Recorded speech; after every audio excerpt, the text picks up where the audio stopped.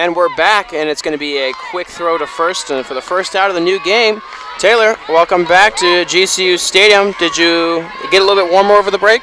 Just a little bit, 30 minutes, got some tea, got a little warm, got back out here for hopefully a turn of events here, hopefully to get a better game out of this second game of this doubleheader. Yeah, Lopes got a fresh start, plenty of time to just set a new game here. So we'll see what happens. Absolutely. I think the tone will change a little bit, coming out here. Hopefully things will turn around for the Lopes. We got a new pitcher here out for us. So hopefully that does some things for us. Of course, Taylor Nolan struggled a little bit in the first few innings for GCU. So Ann Pearson putting in, a new pitcher. It's going to be Mariah Valencia, who actually March 6th was the WAC Player of the Week alongside Shea Smith. And she has pitched a few full games, so she'll be out here to pitch the second game of 2. And we're off and rolling. 1 ball, 1 strike, and 1 out in the top of this first.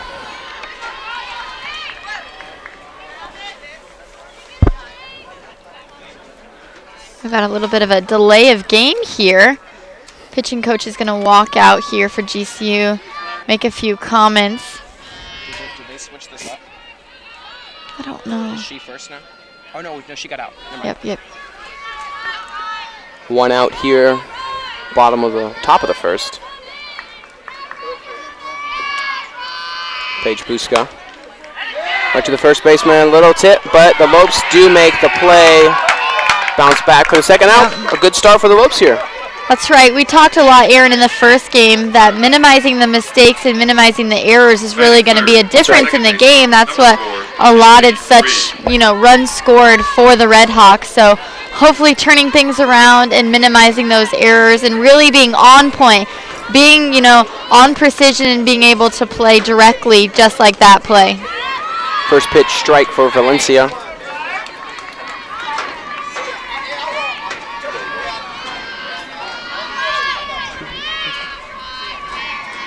The Redhawks, of course, winning that last game, coming now 12-21 on the season. It's going to be a second strike. Valencia is ahead in the count. 0-2.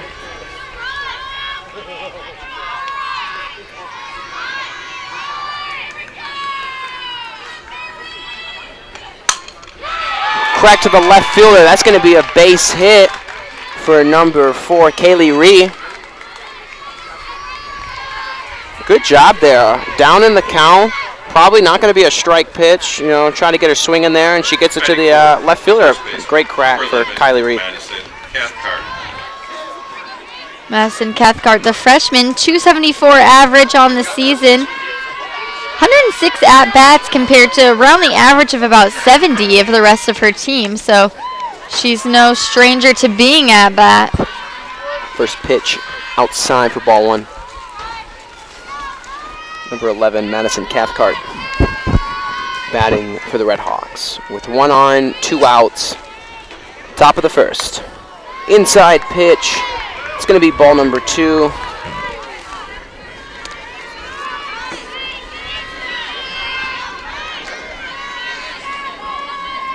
(2-0) is the count. Already 2 quick outs, which is exactly what we wanted. We didn't necessarily see that through the first few innings in the last game. It was those middle innings that had that quick turnaround. So quality, efficient play is what we need from GCU to come out with a victory in the second game.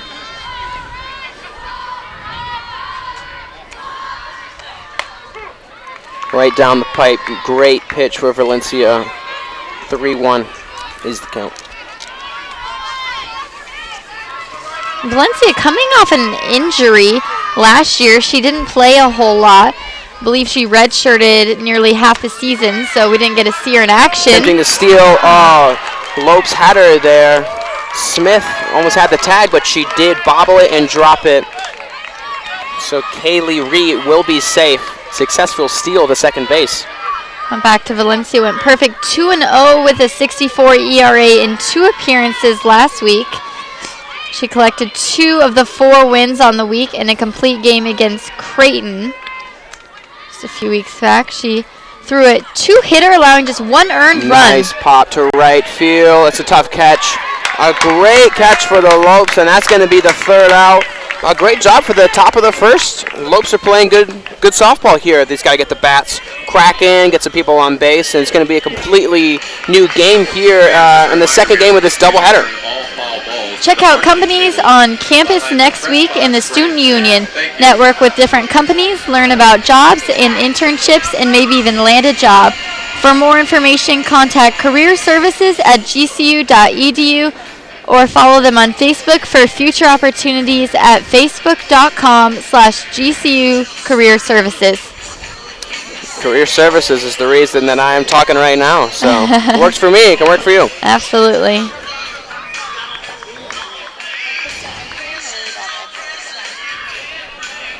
Bottom of the first here for the Lopes. GCU Stadium on a Friday night. A lot of events going on. Baseball's going on right now. We got some softball. There's a lot of people on the campus at GCU. It's just really great that the campus can get some exposure and people just can spend a really fun evening in Phoenix. That's right. Of course, GCU baseball kicking off just a few moments ago against UNC in that 3-game series. Back at home. Both teams have gone on a little bit of road trips these last few weeks, so nice to have both the softball and the baseball team back here at home in these two beautiful stadiums. Alyssa Rubel is in the circle for the Red Hawks this game. We'll see what she can do. Last game, Andy Larkins had a good game. She got the victory. She pitched all game. She really just established herself well, and she did well with her pitch count, well with delivering strikes. So a really solid game. We'll see if Alyssa Rubel can, follow in the similar footsteps here in the second game. Absolutely. She came out with a lot of confidence and composure, and we said that about the entire Red Hawks team, is we really expected them to come in here more intimidated with our deceiving record here, winning 14 more games than they have, but they really came out, played strong, and ultimately got that victory. That's right. Nikki Gonzalez leading the charge here for the Lopes. First pitch. It's going to be called a tad outside for first ball for Rubel. Nikki Gonzalez doing solid in the first game, but having a pretty decent season overall as well. Second pitch is going to drop for a strike. 1-1 is the count.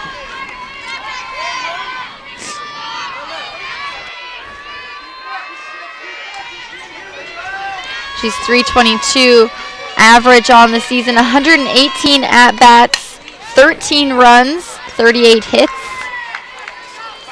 Ball up and inside. I was a little concerned that I might hit her there, but Nikki Gonzalez swats it away for the foul ball. 1-2 is the count. Gonzalez, the junior out of Tucson, attended Canyon Del Oro High School, transferred to Mount St. Mary's. Off speed's going to drop, and it's going to drop in fair territory. Nikki's looking at 2, but she will stay with the base hit. Yep, good decision. Leading off the charge for this bottom of the first with on base. Batting second, the center fielder, number 11, Lainey Gomez. Lainey Gomez up next for the Lopes. Junior out of Gilbert, attended Perry High School. .294 on the season, 25 runs. She's had 2 doubles, no home runs. She's going to do a little pop bunt, a little sacrifice. She will get out, but she will advance the runner to second base. Lopes looking good, doing some moves. That's right. We're seeing a little bit of more energy, more or less, than we saw in the first.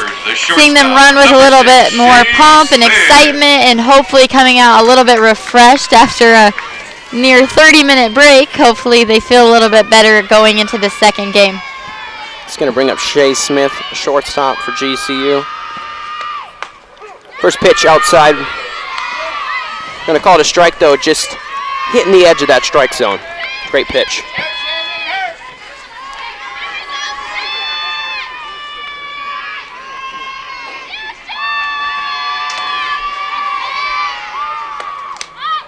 Second pitch, tad outside, resulting in a 1-1 count. Runner on second for the Lopes. 1 out, bottom of the first if you're just joining us.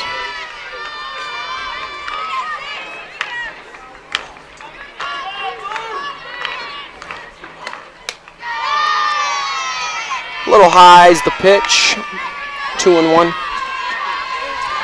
Shea Smith, all WAC second team last year as a freshman. Played and started with her twin sister in all 50 games. Very impressive for her. Had a 377 batting average. And she has 370. So just under that currently on the season. She's had 1 home run on the season, but 17 RBIs. Very impressive. Gonzalez, of course, leading the RBI category, but Smith just under her with 17. Attempted bunt goes foul. 2-2. Shea takes a crack out of the balls, deep left, and will be caught near the track. Runner advances to third base, and she will be safe. So if anything, Lopes move to third base in scoring position. 2 outs here in the bottom of the first. Good little effort put in, and it's going to be none other than Camry Wortman to hopefully bring our runner home for a first run on this board. Camry Wortman has had a great season. She has 2 home runs on the season in 30 RBI. So if someone's going to do this, it's going to be Camry Wortman. She handles the pressure well. She knows how to get her teammates home. Appearing the bunt here, but she's going to let that one go by. Picking up the first ball. Smart move by her. Wortman plays with such experience, you know, coming into this senior season. She's really had a great closing out display. Very hittable pitch. And the easy tag for the third out. That's going to do it for the first inning. Lopes getting a couple hits, getting in scoring position. Looking sharp here in this second game. We're going to send it to break, but we'll be right back after this. Learn the art of hospitality management at GCU, right in the heart of Phoenix, Arizona. A top tourism market. 10 minutes, not too bad for a first inning. Not bad. Join the student team at GCU Hotel, delivering unmatched service plus amenities like the Oasis Pool, Fitness Center, and Canyon 49 Grill. Learn golf management at GCU Championship Golf Course, featuring over 7,200 yards of expansive tees and tree-lined fairways. Find your purpose at Grand Canyon University. Visit gcu.edu. Welcome back to GCU Stadium. We are at the top of the second in the second game of a doubleheader, GCU versus Seattle U. Taylor, what do you think of the game so far? I think this is exactly what we had wanted to see from the Lopes. To come out here, a fresh, new, recovered team here, putting a new pitcher at the mound has done a really great job. Valencia knowing that she needs to come out here with a lot more strength than we saw in the first game, and she's, of course, rested, coming in here fresh. So she's doing a great job, and I think the fielding is a little bit more on point than we saw in the first. So great first start here for the Lopes. Valencia with the first pitch. It's going to be an off-speed pitch. It's going to drop to left center. Easy catch for the Lopes. Lorianne Olson resulting in the first out. Batting sixth, the designated player, number 7, Savannah Loomis. Savannah Loomis up to bat for the Red Hawks.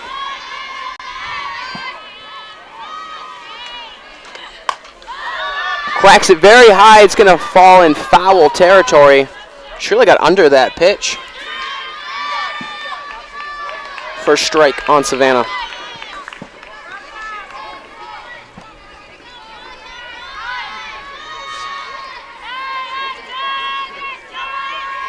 One out here. Good start for the Lopes. High pitch, a little wild. It's going to go right past Savannah's face. Good thing no one's on base. Just go for a easy ball. 1-1 is the count.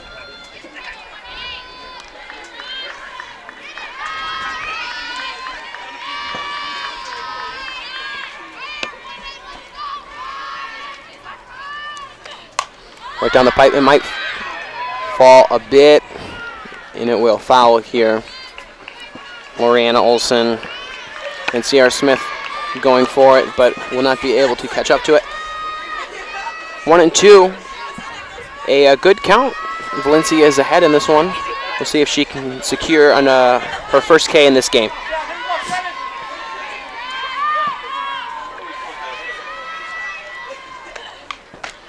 Pitch just outside, foul tip.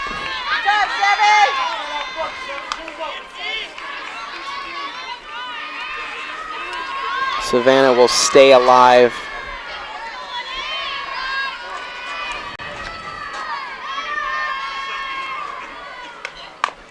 It's going to be a little chop grounder. Nice little glove Here we scoop go. to Megan Stevens. That's going to be an out. Second out of this inning. And Megan Stevens making that transition from Bianca Boiling playing at first. So Megan Stevens getting a little bit of face time here. The freshman from Rancho Cucamonga, California, getting into the game here at first. So her little display. It was a slick move by Valencia. A little glove scoop. You don't see that often.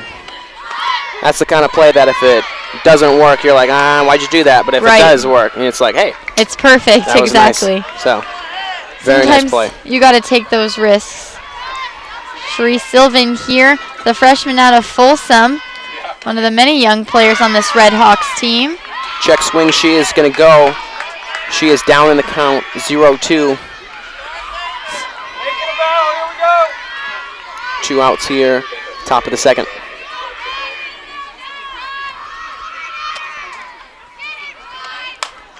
Pitch, tad outside. It's going to be a foul ball down the left sideline. Now Nolan, of course, leading the team in strikeouts, leading the conference nearly in strikeouts and being 18th in the nation. But of course, these last two pitchers that we've brought in have done a nice job getting these strikeouts early on. Of course, now Valencia up here in the count, 2-0. So great effort put in by her. Yeah, she's looking very sharp and comfortable in this game. Delivering a lot of strikes. She's getting ahead in the counts, doing a very good job. Right. That's what we want to see is composed players that can come in here with a clear mind. We saw Nolan really get frustrated with herself and ultimately taken out of the game in the first. Pitched Chopper over. Sierra, good scoop, and that's going to be Absolutely. the third out. Megan Stevens with the catch. Lopes looking good. We're going to go to the second inning here, the bottom, see if the Lopes can get the bats going. All right, here's the confusing one. If you want a discount, you got to go to lopeshop.gcu.edu. lopeshop.gcu.edu if you want that 20% off promo code. That's GCUTV20 to get 20% off for just being a GCU TV viewer. So save a little money, take that extra 20%, go to GCBC, go to the hotel, spend it on somewhere nice, but make sure that you're going over to the Lope shop and getting your Lopes gear, and then you're coming over to the baseball game, you're coming over to the softball game to support our Lopes. Absolutely, that's right. So you, Aaron, you have to go to the website to use it, is that correct? That is correct, yeah. Yep, okay. So you make sure you go into lopeshops.gcu.edu. So a little confusing there with the Lope shop, but hey, free 20%, that's a great discount. Absolutely. Bottom of the second now. No runs scored by either team, so we'll see if the Lopes can get on the board here. Back at bat. Looks like it's going to be Sierra Smith to lead off for the Lopes, followed by Lainey Gomez. It seems as our batting lineup just really runs through quite quickly here. Seems like we've seen the same few up and again. So that's, good news. We're keeping our at-bats. We're getting up here, and it will be Sierra Smith. Number 3, Sierra Smith. Say Sierra and Shay Smith 3 times fast. It'll get you tongue twisted. Impossible.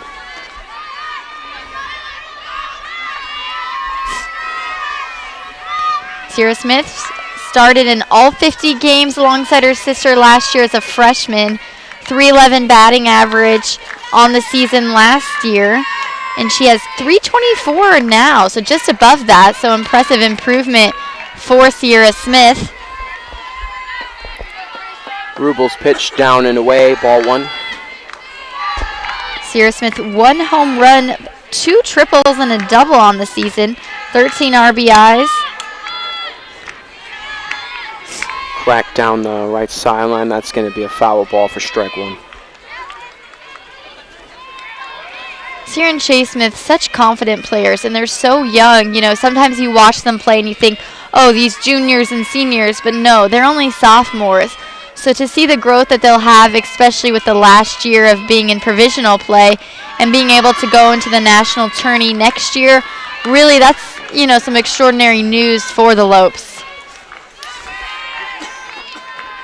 Third pitch high for the second ball.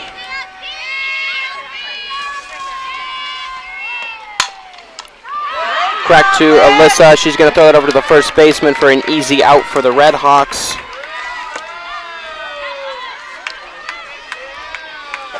Batting sixth, the left fielder, number 21, Lorianne Olson. It's going to bring up Lorianne Olson. Yep. Back up here to bat. Lorianne Olson, 324 on the season, just a freshman, 36, 102 at-bats, 21 runs, 2 doubles, 33 hits. Solid little start for this freshman. Nice to see those young players getting some collegiate play as well.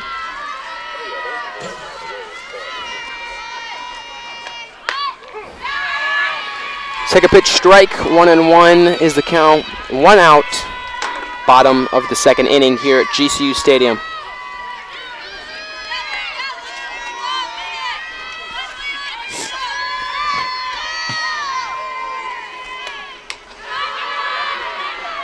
Little high there for the second ball. Now the Lopes, knowing they really need to get on board here. And of course, it's always the advantage when you can score the run first. We saw what happened when 5 runs were scored. Nice little pitch. Back to the bat to Rubel. Rubel slings it over to the first. Oh, and it's going to be safe. Yeah. It's always a tough call, you know, when you grab and drop, then ultimately it is a save because you haven't, almost like in football, you haven't fully contained the ball, you know, and kept it in your possession. So that'll be a good thing for Lorianne Olson to be able to get her single there and get on base.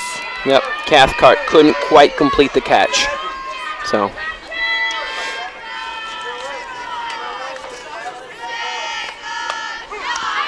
Megan Stevens, the freshman first baseman that we were speaking about earlier, now freshman from Rancho Cucamonga, California, up to bat now. She's making that batting lineup. We didn't see her there in the first game, but she'll make her appearance now in the second. Ball outside, 1-1.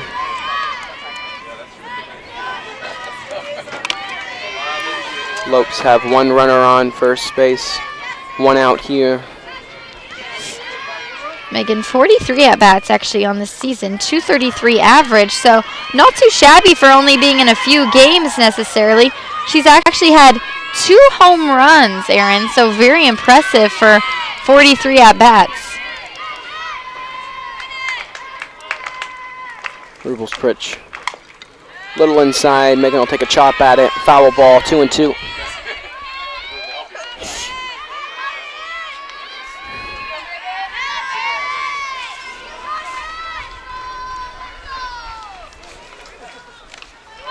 Megan Stevens looking to stay alive here. 2 balls, 2 strikes, 1 out. Chopped over there to the middle. Nearly a double play there, but Megan Stevens will be safe, but that will send 1 out back to the dugout here. 2 outs now. Batting eighth, the right fielder, number 7, Jenna Just going to bring Coates. up right fielder number 7, Jenna Coates. She had that double in the first game that allowed the Lopes to score a couple runs. Absolutely. She did well. Had a double and a single and 1 strikeout. But she has a nice job of keeping her ball in the eye, just like that one. The eye on the ball. Said ball in the eye. Ball in the eye, you know. Same thing, you know. More of a coded message. Crack down to the shortstop, and that's going to be an easy third out. Just tapping on the second base there. We're going to the bottom of the second here. In a close game here at Lopes Stadium.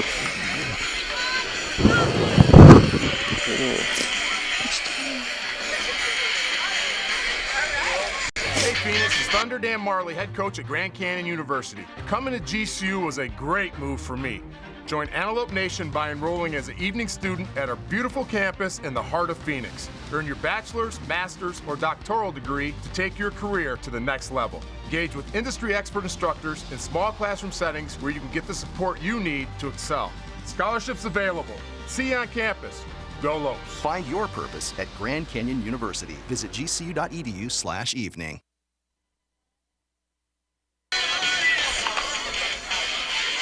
We're back for GCU softball on a beautiful Friday night. You know, it was a little bit colder last game. I feel like it's maybe warmed up a little bit, or maybe we're just numb. I'm not sure. Yeah, we might be dying. I'm not really sure either way, but it does feel warmer. We've just gotten used to it, accustomed to it out here in these Phoenix nights, but great night for softball. Good night. Absolutely. Everyone agrees. Of course, the crowd has diminished slightly, probably due to the consequence of the baseball game going on. We're going to get an updated score for you guys here in a little bit. But, of course, if you want to catch that game, it's right here on GCU TV as well. You can go back and forth between the two if you want. Catcher Sarah Dominguez is in the box. First pitch ball for Valencia.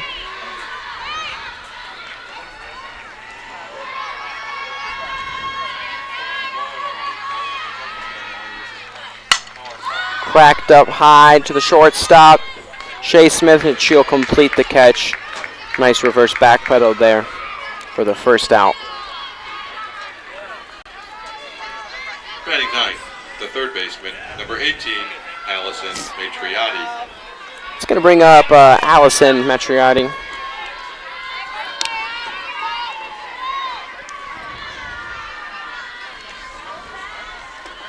One out here, quick out for the Lopes. Nice strike there by Valencia, right down the middle. Of course, dating back to March 6th, she was Western Athletic Conference Player of the Week.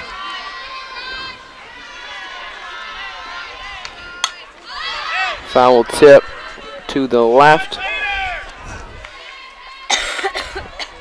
0-2 count here. Valencia is ahead.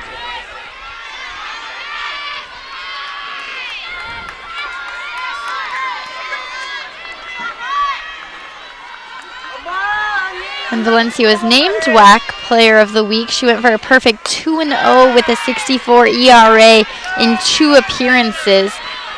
And in a complete game against Creighton, she threw a 2-hitter, allowing just 1 earned run.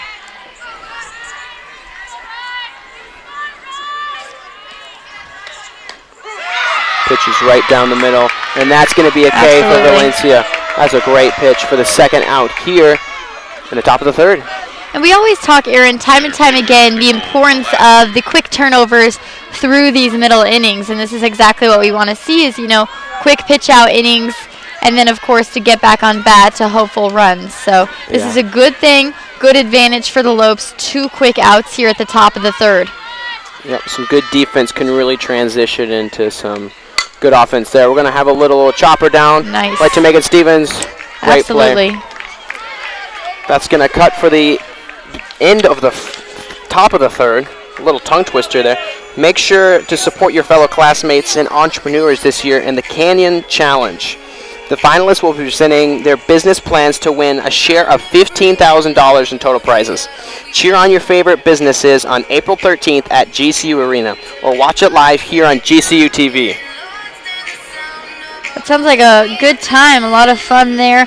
As we've been talking about, so many events going on campus lately. West Side Story, of course, is in Ethington Theater this weekend. So other things to see, and of course, March Madness happening downtown. You can go to the convention center and see the Fan Fest for free. There's a free concert series all weekend, and then of course the Final 4 games starting this evening. Actually, I believe Gonzaga's facing off against South Carolina this evening, and then the final game on Monday. So lots of action in the Phoenix metropolitan area alongside GCU as well. You know, Taylor, I'm surprised they didn't ask us to commentate the Final 4. Oh, I got a call. You didn't? I did not get a call. Oh, okay. You know what? My heart's here. I have the heart of a Lope. I bleed purple. So even if I did get the call, I would stay here and commentate some GCU softball. That's exactly why I turned it down. I knew that we had softball and all of this, and you know, I always have to put my Lopes up, so I chose to be here instead. The Red Hawks reconvening here at the pitcher's mound, looking to turn things around here. 0 on all sides, looking to make something happen. Leading off the third, it's going to be Kinsey Hill. The catcher, number 25, to make something happen.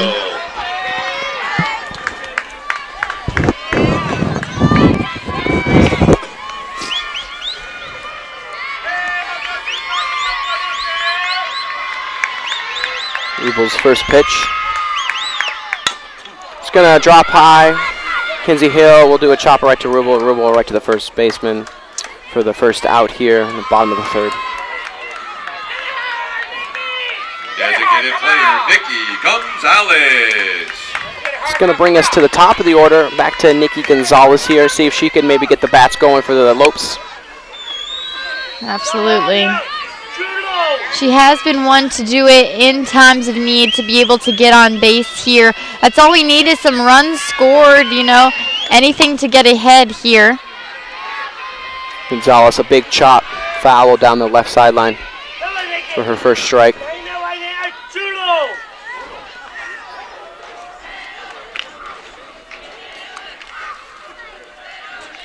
One out here, bottom of the third.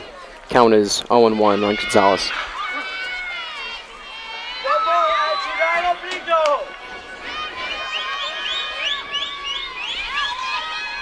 Nikki Gonzalez with a 322 BA on the season with 118 at-bats. She's had 2 home runs, tied there with Megan Stevens and Camry. Chopper to the second baseman, and it's going to be a quick out for the Red Hawks for the second out of the inning. A little deja vu play that we just saw a moment ago. 2 quick outs here. Center fielder, Lainey Gomez. It's going to bring up Lainey Gomez, center fielder for the Lopes.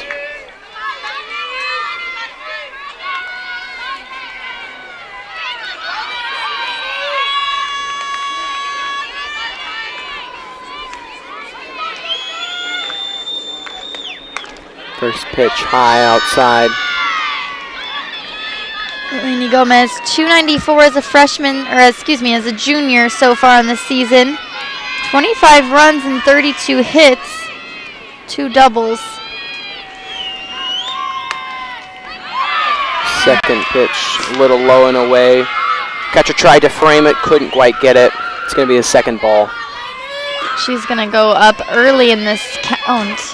Exactly what we want to see. Lainey Gomez consistently has nice at-bats, stays alive. She'll get a piece of that one. Hit right to second base, and she is going to beat the throw. Yep. Lainey Gomez on base. Shortstop wasn't quite ready for a third one in a row, so got a little misstep there, but Shea Smith will bring it up. Hopefully bat this runner in here on first. Yeah. Maddie Christensen, shortstop for the Red Hawks, getting a lot of routine plays here. Absolutely. Really cranking out some reps.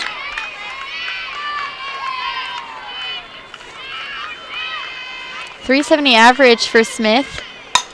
She's going to hit to the left field, and it will be a successful out to end the inning of the bottom of the third.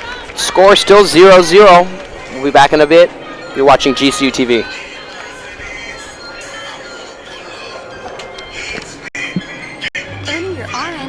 Degree online doesn't have to be without the college experience. Finding your purpose takes support from those around you. GCU's leadership offers over 3 decades of experience delivering our accredited RN to BSN program 100% online. Graduate in as few as 16 months, learning from full-time practicing nurse faculty in small classes. Integrate your education with your faith and Christian worldview.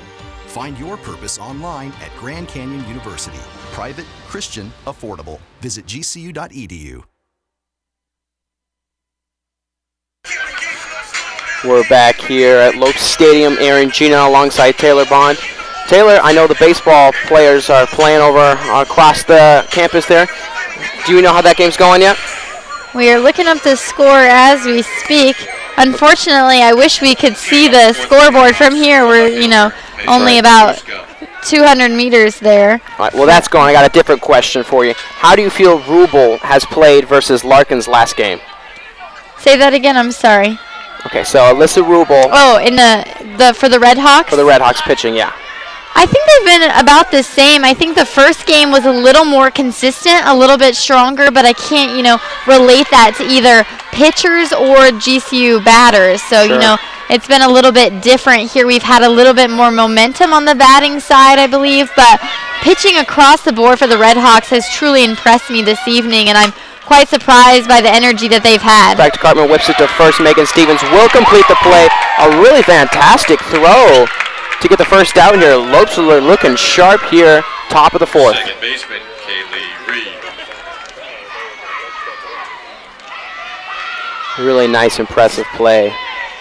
Some just really pretty softball. You love seeing a nice play, regardless of what team it is, much like the catch by Erica Rogers last game. Just a good, smooth play in any sport is really pretty to see. Absolutely. First pitch, low and away. Ball one for Valencia.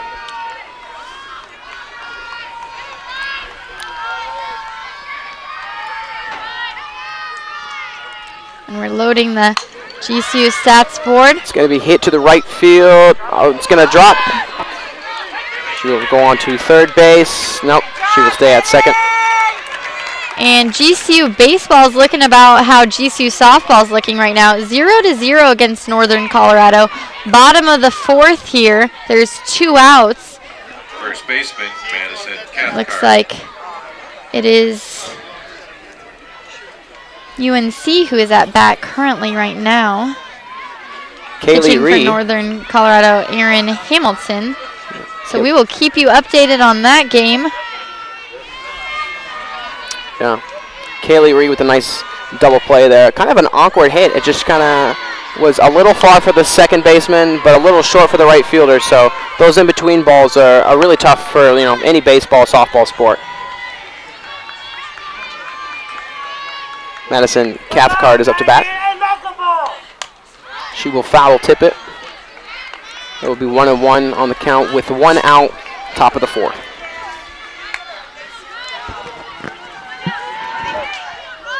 Valencia doing a nice job, though. We were talking about pitching, and she really has been consistent. We haven't allotted any runs to go by through this many innings, so she's done a great job, being a lot more strong than we saw necessarily in the first game from our other 2 pitchers. Aguilar-Bacage having to come into relief pitch for Nolan. Then Valencia pitching through this full game here, hopefully. It's going to be a little outside. 3-1 count favoring the batter, Madison Cathcart. Runner on second, 1 out here.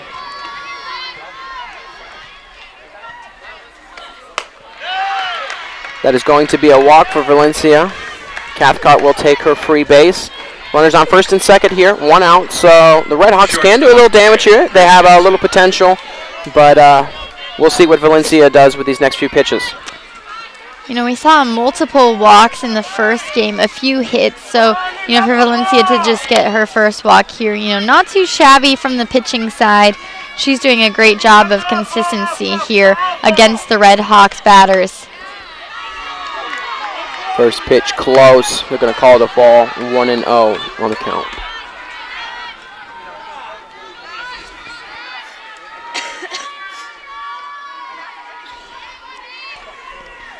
Only 1 ball and 1 out. Runners on first and second. Second pitch strike right down the pipe.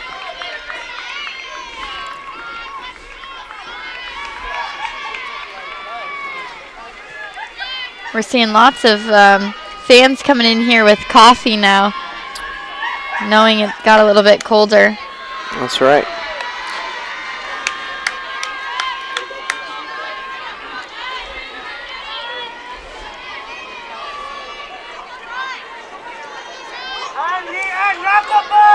Count is 2-1. Third pitch, tad outside, 3-1. Now this could be the second walk in a row for Valencia. She's got to be careful here that she doesn't load the bases with only 1 out. This is a Red Hawk advantage here. It's definitely a hitter's count here for Maddie Christensen. And we saw, trouble in hot waters in the first game when 5 runs scored in the second inning. So we don't want to get ahead of ourselves here because that was also on 1 out. So we don't want to see that turn here into that again. Valencia battling. She did get the foul tip on Christensen. Full count now.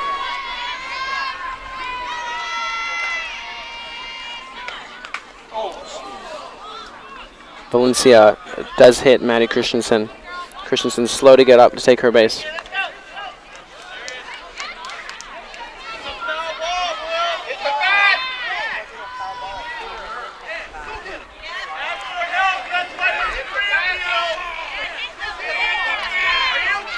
And we're going to see her kind of ache off there to first.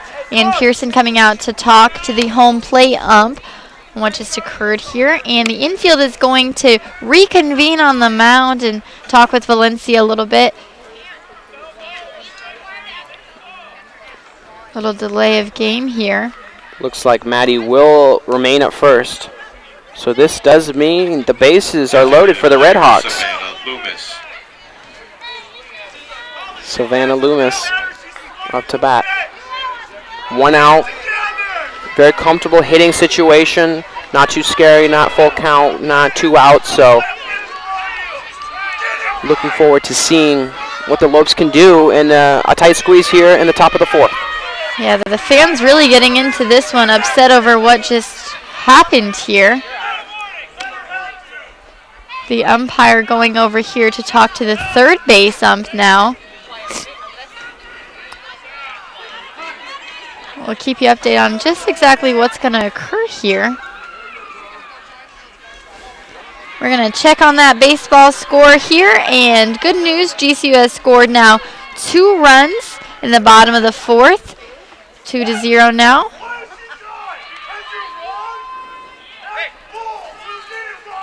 We have one really excited fan here, not exactly sure what he's yelling at. Passionate. Passion. Good quality passion. We'll see if the Lady Lopes here can tack on a couple of runs of their own. GCU baseball's got 2 runs. Yep. It'd be pretty cool to see that softball could get a couple runs too. Exactly. Quite the delay here. I know.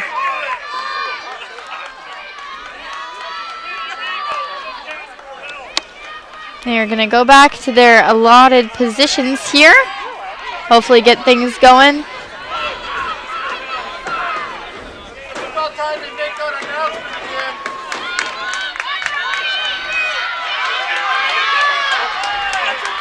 All right, and we're back to action with some softball here. Savannah Loomis is in the box up to bat. Bases are loaded. 0-0 count. 1 out here. Foul ball. 0-1. A lot of pressure here on Valencia. Yeah. She's got to be careful not to hit her, not to walk. So, for a pitcher, this is just a tough situation, no matter a freshman, a senior. Right.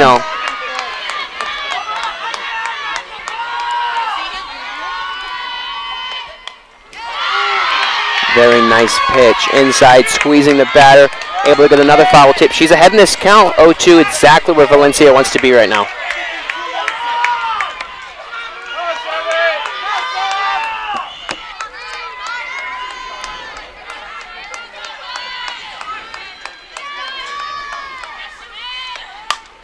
She's going to crack outside. See, it might drop here. Oh, almost a great catch, but it's going to pop out. The Red Hawks will score. The run to third is safe. A little disagreement here. So it looks like a base hit, pop out a little between shortstop and left field. It almost was caught, but popped out. A run scored, and then the run from second to third was called safe on just a very close call on the throw. A lot of events happened very fast there. A series of exciting events here, forcing a reconvene meeting again with Coach Ann Pearson here at the pitcher's mound. And, of course, the fans really getting into this one. Red Hawks convening as well. Yeah, it would have been a very tough catch for Lorianne Olson. Really thought she had it. It was just a little shoestring reach out to grab it. She couldn't quite get it. The Red Hawks get one on the board, but nothing out of hand. The Lopes are right there. Yep. So plenty of time to see a lot of softball. Right. But of course there is only 1 out, so Valencia needing to, of course, take that pressure and pitch out of this inning. Bases still loaded. Only 1 out. Top of the 4th. Your attention, please. Red Hawks get the first run of the game. Rogers. Erica Rogers is checking back into the game. Same girl that made the very nice catch in left field last game. She will be pinch running over at first. Pinch hitting for the Red Hawks, number 19, Megan Otino.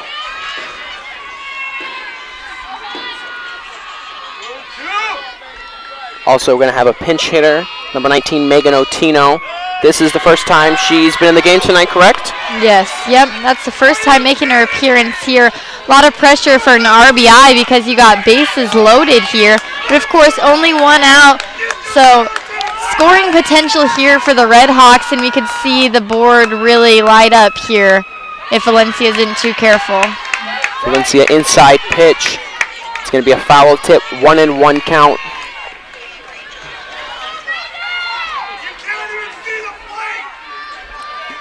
A lot of emotions in this game. Very intense between the players and the umpires and the coaches and the crowd.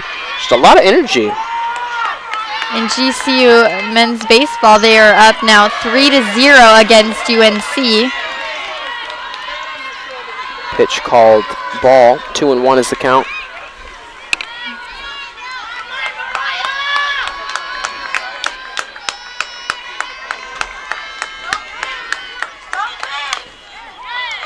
Very similar pitch, inside high, kind of choking the batter a little bit. Those are tough pitches, but doing a good job making contact, staying alive. 2-2, 2 balls, 2 strikes, 1 out. Yeah, the pinch hitter having a nice at bat right now. Yeah, a lot of pressure too. She hasn't been in the game yet, so this is the first time. Crack to the shortstop. Shea Smith will get the force out right there. So good save there for GCU. They will get 2 outs out of that and no runs scored. So a nearly perfect play for GCU, exactly what we needed here. And Valencia needing to just get out of this one unscathed because 1 run gone by here and really isn't much to scathe up with so much game left to play. Yeah, Shea Smith with a very good heads-up play, really showing off her softball IQ by knowing the bases loaded, she needs to go home with the force out. Exactly. 2 outs. We're going to have a new batter for the Red Hawks, number 8, Sarah Dominguez. Your attention, please. Re-entering the game and now running at first base for the Red Hawks, number 27, Cherise Sylvan. Now batting the catcher, Sarah Dominguez.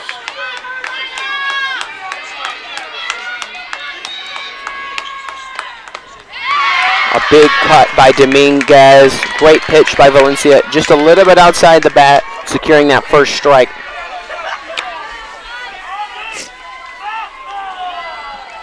And we've seen her get amazing strikeouts when she does, you know. And to get that one just down the center line. And she'll pick up a second one. She must have heard me talking about her and wanted to show off a little, and that she did. So nice little 2-series strike for Valencia. Yeah, Dominguez taking some big cuts, some big strokes. So Valencia doing a good job. Just place the ball in a particular spot.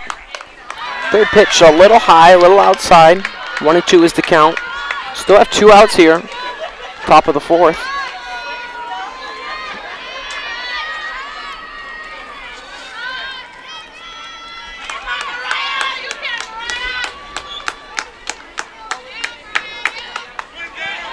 Ball outside. 2-2 is the count.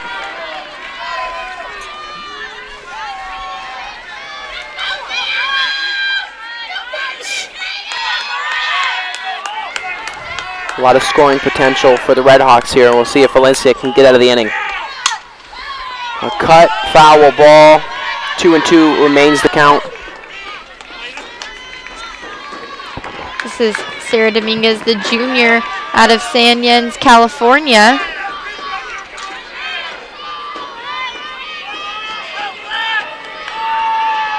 .291 BA currently, 36 games played. Dominguez doing a good job staying alive. Yep. Solid at bat for her. 2 balls, 2 strikes, and 2 outs here. 1-0 if you're just tuning in. The Red Hawks up on GCU.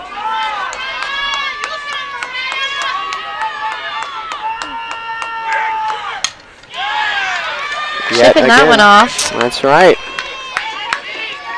Valencia Dominguez, knowing that she has full bases here and there's a lot of pressure to get an RBI here and bring all these girls home.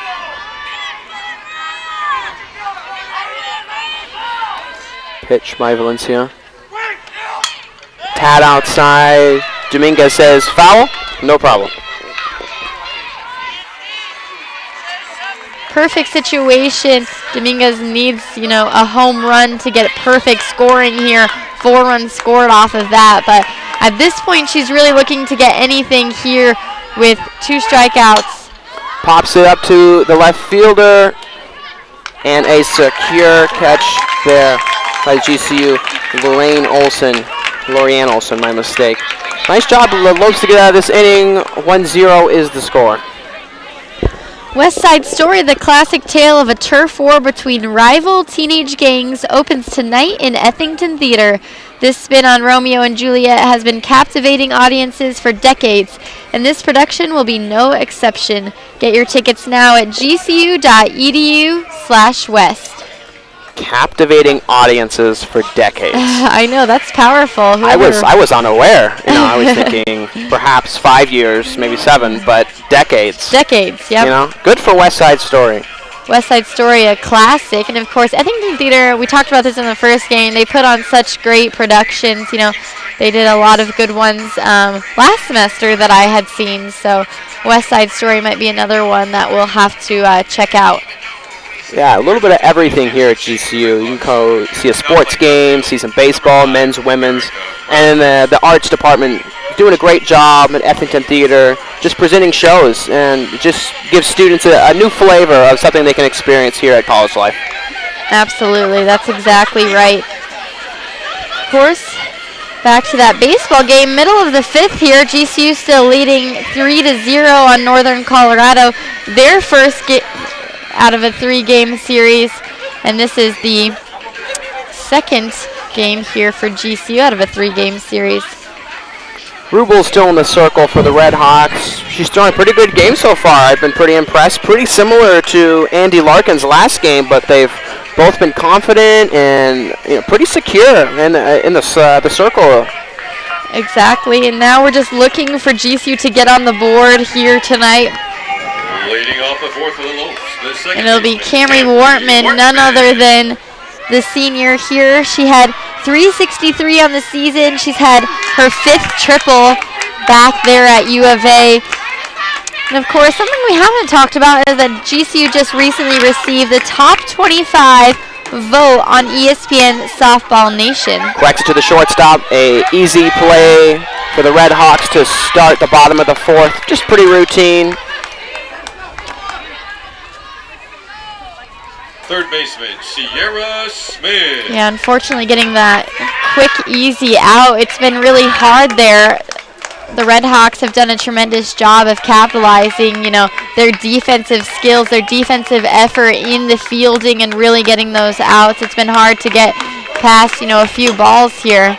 Short chopper, catcher's going to throw it, and they will be safe. Perfect timing there allotted her just enough to get to first. Yeah, very nice play by Sierra Smith, showing off the legs and the sprint there to first out. Exactly, doing a great job. Lorianne Olson now up next, and the fans getting a little crazy for Olson. They're shaking the stands here, the GCU softball stadium. Nice to see the fans getting into the game, though, especially with a baseball game going on at the same time. It's nice to see these late-night fans sticking around. First pitch called strike. 0-1 is the count. 1 out here in the bottom of the 4th.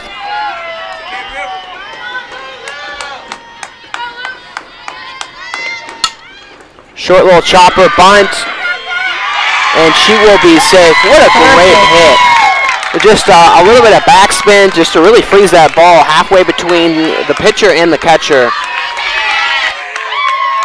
is exactly what we needed here for GCU. Runners on first and second now with only one out. And it's going to be the home run hitter, Megan Stevens, with 2 home runs on the season. Hopeful to bring these girls home and put some numbers on the board, something we haven't seen now through 4 innings. Yep, GCU establishing some momentum here, bottom of the 4th.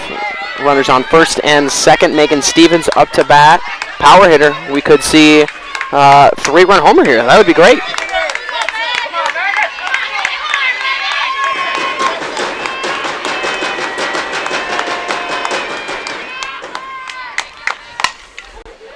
Megan Stevens, big cut.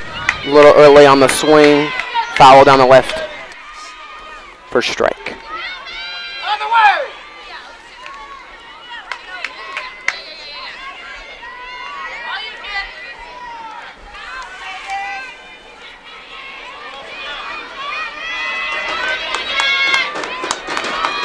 Rubel's second pitch here. Megan Stevens here. 1 out and a second strike that she will pick up. Rubel, very nice off-speed pitch. And she is ahead in the count right now. 0-2, 2 strikes on Stevens. We'll see if Stevens can stay alive maybe with a foul tip or a base hit here. Stevens fouls it back. Staying strong with the 0-2 count against her. 1 out here.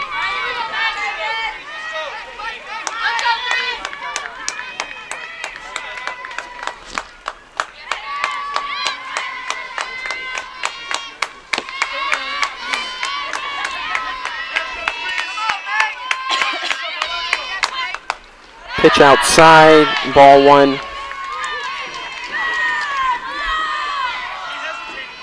Runners looking to hopefully make it home. Megan Stevens, of course, has those 2 home runs on the season. 233 BA, 5 runs, 4 doubles. Another off-speed pitch from Rubel. Couldn't quite fall in the zone. 2-2.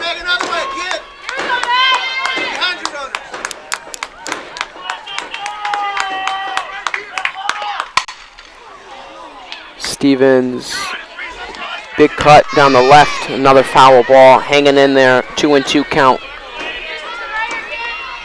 Having a nice at-bat, knowing she just needs to chip away at it and hopefully something will connect and she can get here on the base, forcing full bases here with only 1 out.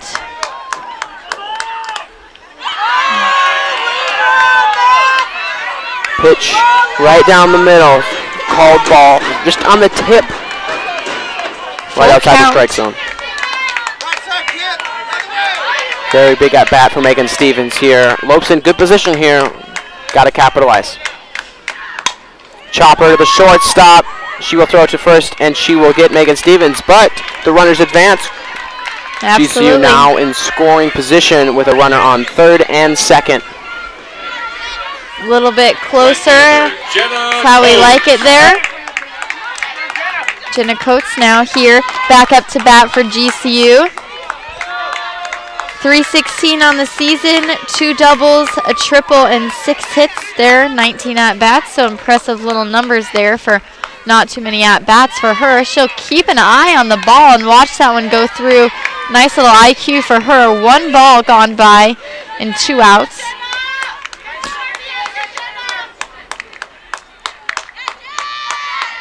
Showing the face of the bat. Nice pitch by Rubel for her first strike. 1-1 is the count. 2 outs. So Jenna Coates has a chance to knock on a couple of runs here with a double. That's right. And there it is right down the gap. That's a base hit. 1 run will score. 1 run stays at third.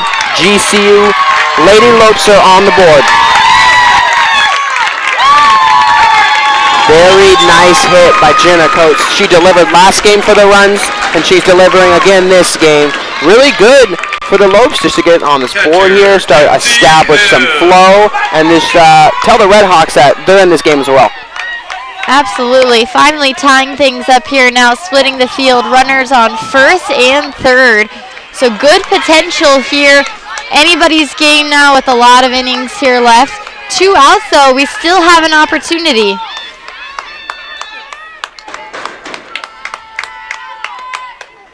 First pitch high in the zone, ball 1. Kinsey Hill, the catcher, is up to bat. Runners on first and third. Base hit does bring in a run. Off-speed pitch, a little low in the zone. That's going to be 2 balls.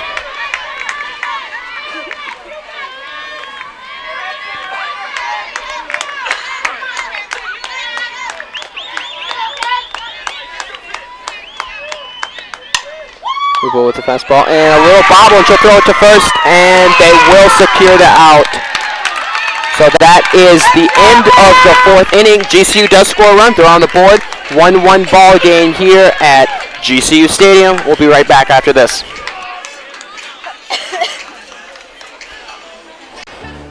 Time. Time never stops, never slows down. We spend time on the things we love and the people who need us. The time we spend is precious, and before we know it, it's gone. But every end has the promise of a new beginning. It's time to create a better future. A new beginning awaits. Seize it. GCU's online degree program puts you first, so you can make the most of your time. Find your purpose at Grand Canyon University.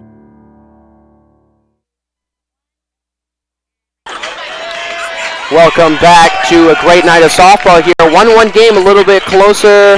Red Hawks, Lopes, really showing that both teams are playing pretty well. Valencia and Alyssa Rubel are both pitching well.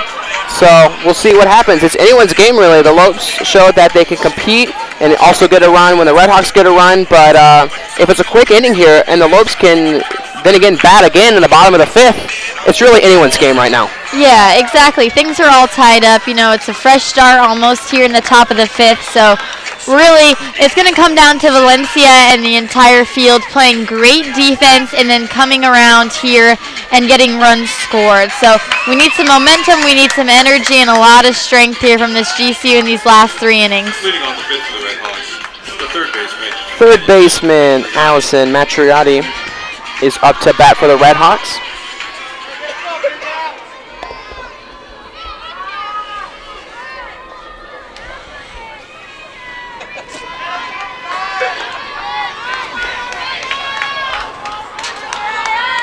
GCU baseball now scoring another run that's now 4-0 on Northern Colorado. Great first pitch from Valencia.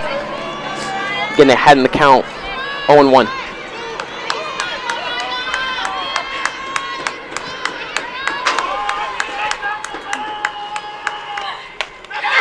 Big swing from Matriotti. Just misses. Another good pitch from Valencia. 2 good pitches. That's just a great way to start an inning. Just build some confidence. That's right. And that's what we've seen from Valencia too. Consistent strikes, as we were talking about earlier.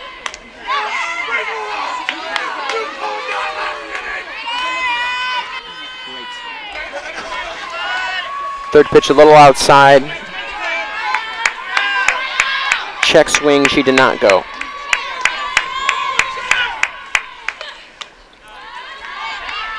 Little inside this time. That's going to be ball 2, 2-2. No outs, top of the 5th.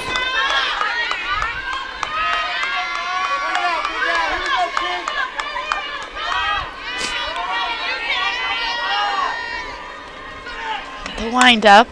Drag out on that pitch, but she will just get a little bit of it off. 2-2 remains the count. Right when we said it was feeling warmer, it's sort of feeling a little colder out here now. Yeah, it is fluctuating 5 to 10 degrees, you know, with my weatherman knowledge. Your inner weatherman. That's right.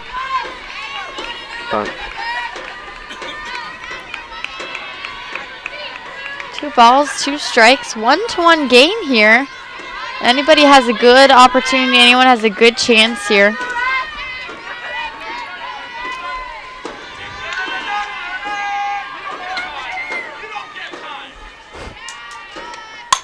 Matriotti hits to the outfield, a little split. Nice Absolutely. catch. by the center fielder, Lainey Gomez, to get the first out of this inning.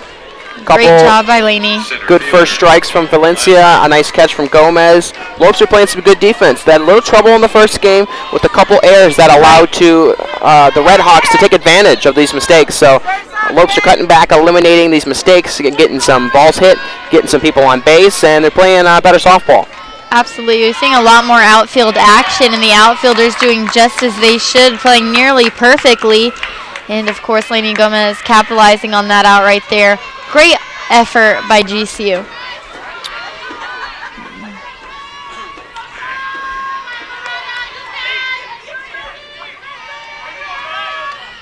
Second pitch low in the zone, 1-1 on Belaski. Top of the order. Junior out of Moreno Valley, California.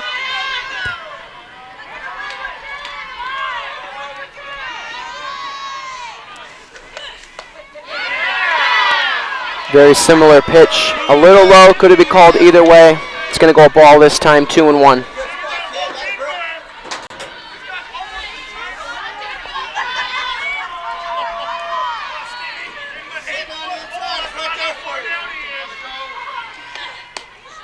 Tad outside, 3-1. Count favoring Velaski.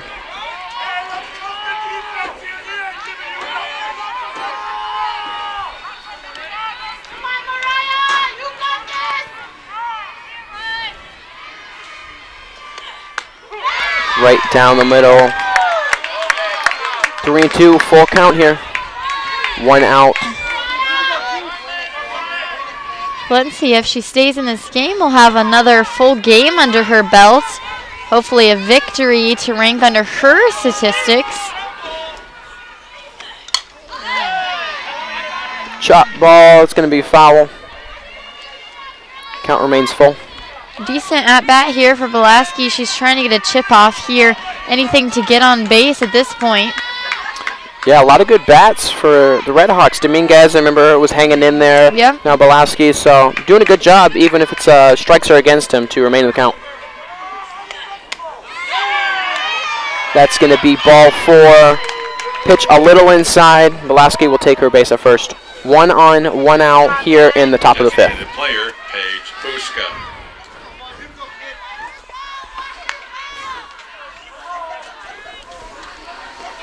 It's going to bring up Paige Buska, left fielder here.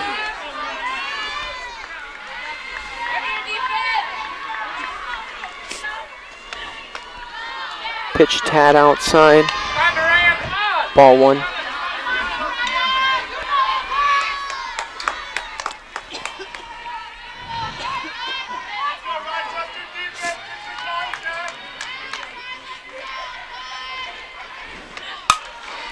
Hit right to the second baseman. Oh, it's going to be an easy out there. It just kind of rolled to the second baseman.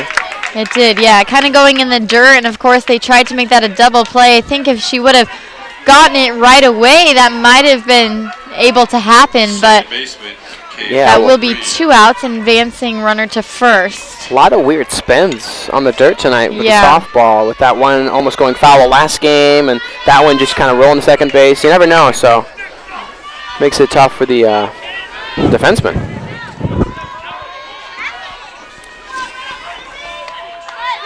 Two outs here. First strike called on Kaylee Ree. Kaylee Ree, last at bat, she hit it to the left fielder, and that's when Lorian Olson just missed it.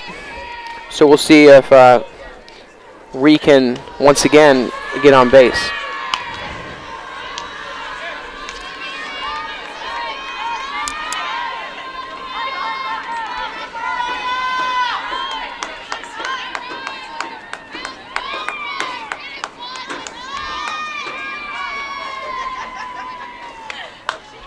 Pitch a Tad outside. It's going to make the count 2-1.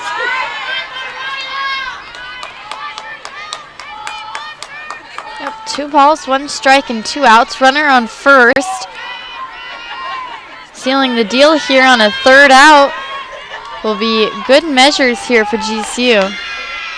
Runner goes. Yep. Pitch. The throw is okay. Looks good. Kinsey Hill, a little high throw, but Lopes make it work here. That will end the top of the fourth. Top of the fifth. Top of the fifth. Top of the fifth there, bringing us to the bottom of the fourth. If you're on campus, it's a cold night tonight, so make sure to check out GCBC for locally sourced coffee, tea, and treats. That's the Grand Canyon Beverage Company located in the Student Union, Roadrunner Apartments, and Canyon 49 Grill. So we actually went to GCBC between games, because we had to get a little bit of warm blood in our veins, and it helped us. So it's making this broadcast a little more easier. Lopes are playing a little bit better, so it's all just a good process. Now they have SAM cards too, so every 10 drinks you can get a free one, which helps you out a little bit. So nice to have that. Good turnaround here for the Lopes. They're going to look to score here in the bottom of the fifth.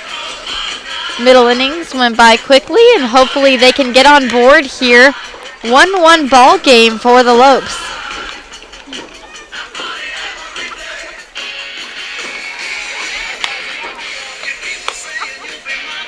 Yeah, still anyone's game here.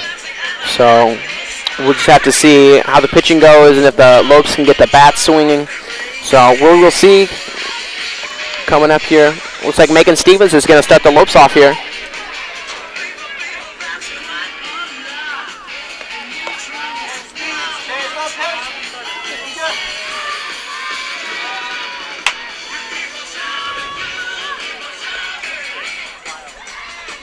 And it will be Nikki Gonzalez here. Yeah, Nikki Gonzalez, my mistake. Lopes only have numbers on the back of the jersey. I know, sometimes. yeah. It can make it a little deceiving, especially with the helmets, trying to hide their identity.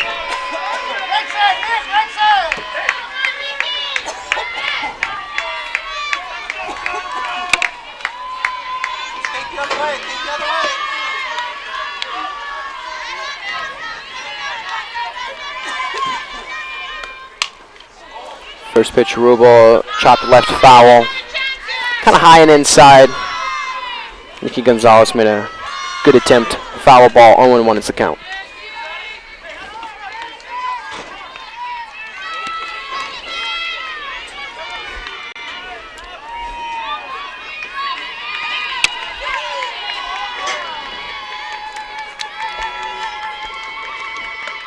Second pitch, pretty high and inside. That's going to be the first ball.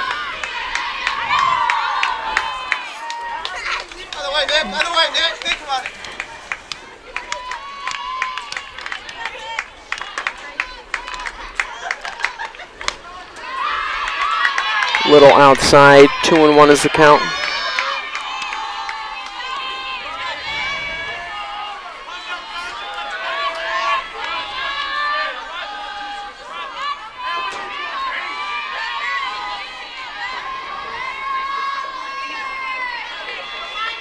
Showing the bunt here. Chopped foul, 2-2.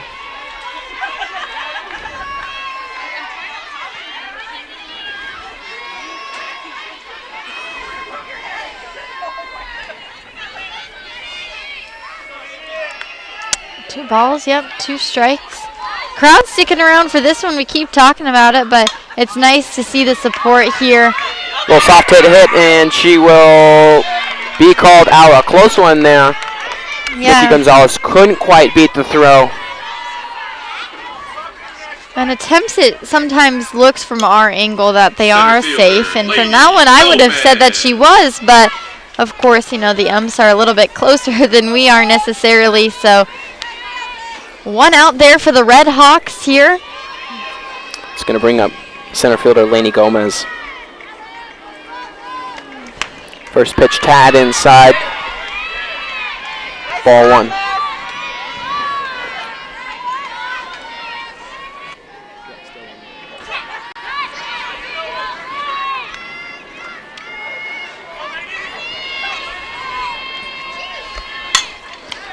Right to Rubel. A little high throw. A little high, yep. It was scary there for the Red Hawks. Nice catch by the first baseman. That'll secure the second out. Shortstop, Shay Smith. securing a second out here brings Shea Smith, the desperate hopeful, here to get something happening. Yeah, Cathcart showing off that vertical right there. Yeah, exactly. She did a nice job of getting up on that one.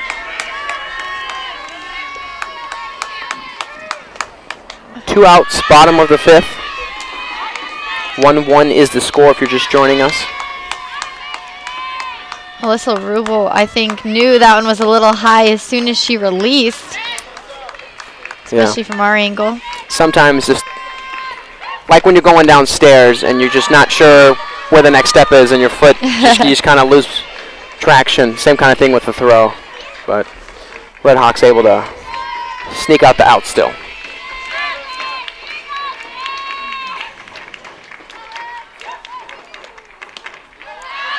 Little low, count is 2-1.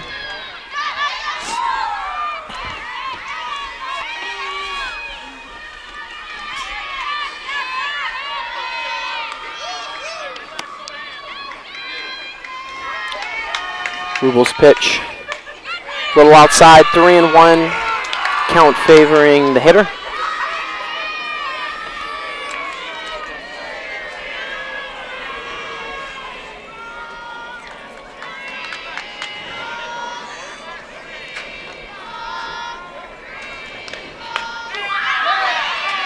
Pitch hits the corner of the strike zone, 3-2, full count for Rubel. 2 outs here. We'll see what Smith can do.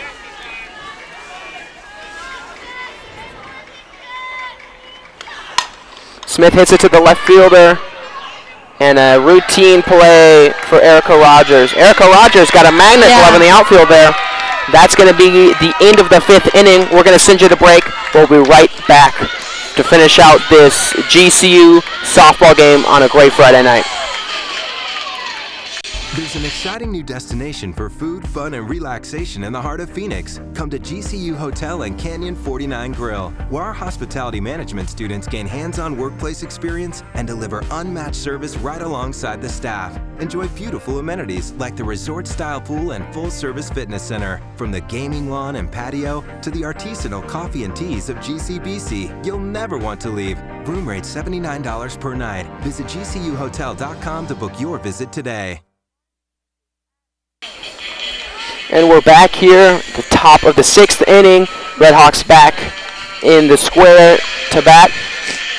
Taylor, what do you think of the game? What is your prediction that's going to happen? You got to give me your unbiased prediction, a little scenario, and then how the Lopes maybe can counteract that. Unbiased opinion, I think that the Lopes are going to come out on top. I think they know when to make those clutch plays, and I think they have the passion and the love for the game, and I think they're going to come out here, 2 whole innings, that's a lot of time. We joke about that in basketball. 1 minute's a lot of time, and that's kind of how it is here, 2 more times to score, and they'll have the opportunity to make something happen, and we've seen them do it before, so I'm hoping for the best. 1-1 game, anything can happen.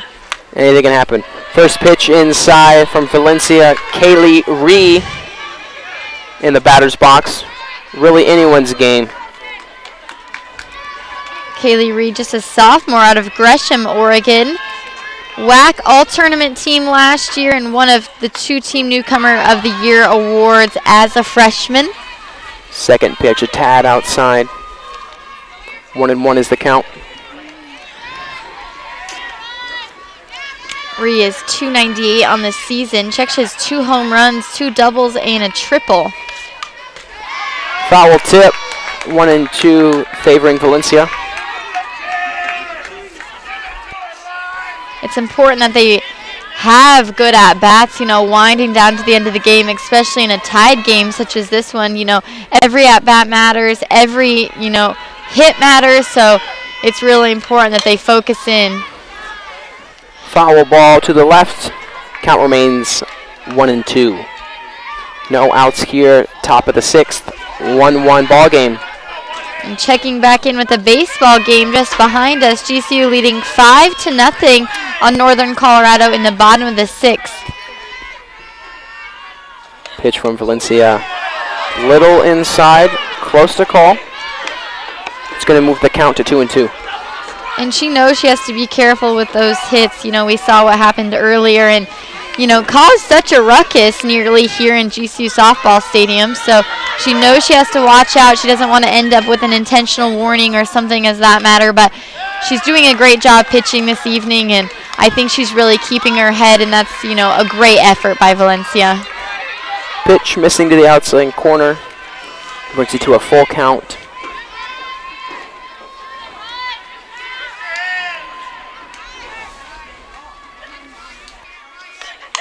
Right down the pipe. Good chop from Ree. Foul ball, keep the count the same.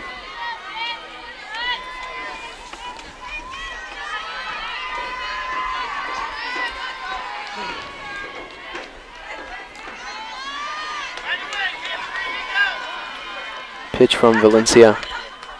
It's going to be low outside corner. That's going to be ball 4. So Kaylee Ree is going to take her base at first, and that's going to bring up Madison Cathcart. So Redhawks are they're on the diamond. They're moving around. Let's see if Cathcart can come and do for the Redhawks.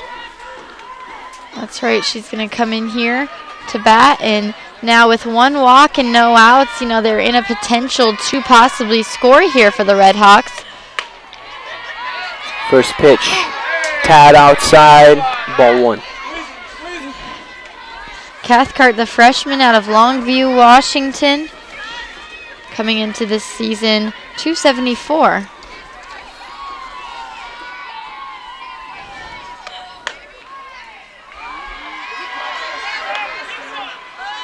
Little of the right of the strike zone. 2-0 is the count.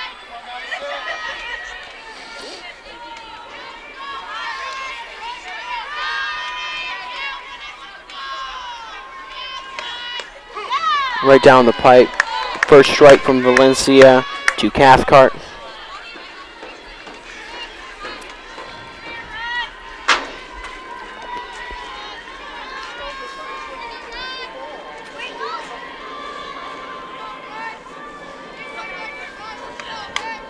Very similar pitch right down the middle. Foul tip. It's going to bring the count to 2-2. And runner on first here. Scoring opportunity in place.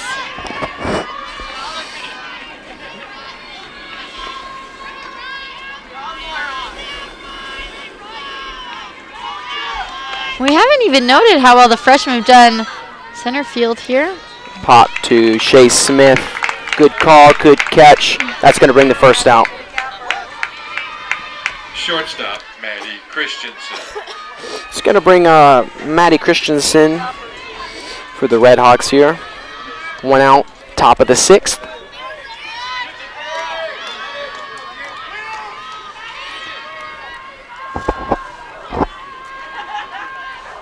Pitch from Valencia. Just a tad outside the strike zone.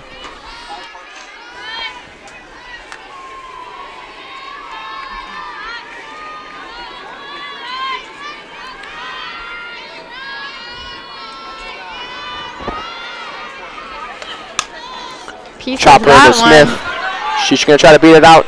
Short hop. Nice scoop from Megan Stevens. Sierra Smith had a tough scoop there.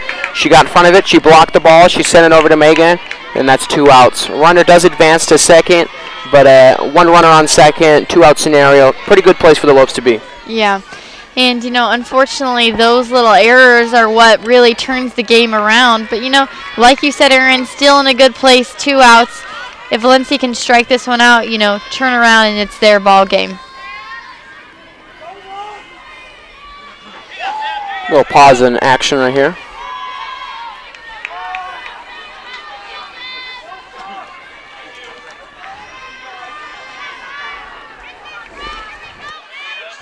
Delay of game here. Looks like there might be a pinch hitter. Now batting for the Redhawks.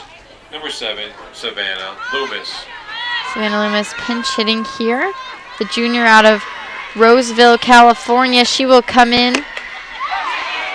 First pitch. High and outside, but the runner's check swing is a strike. 0-1.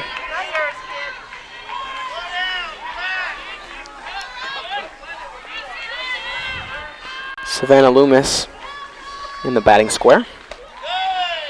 Second pitch outside, turning the count to 1-1.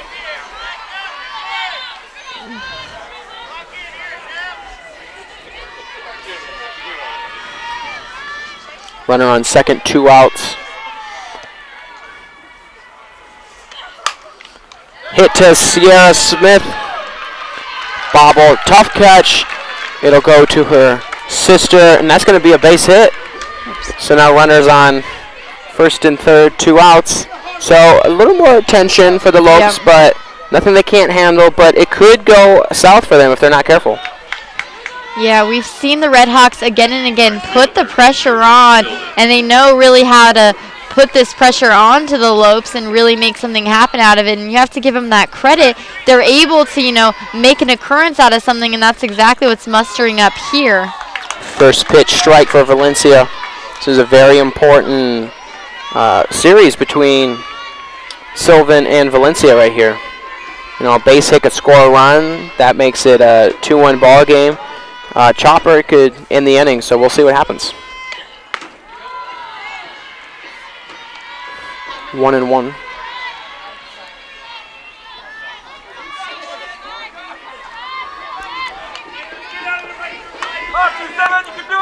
Runners on first and third.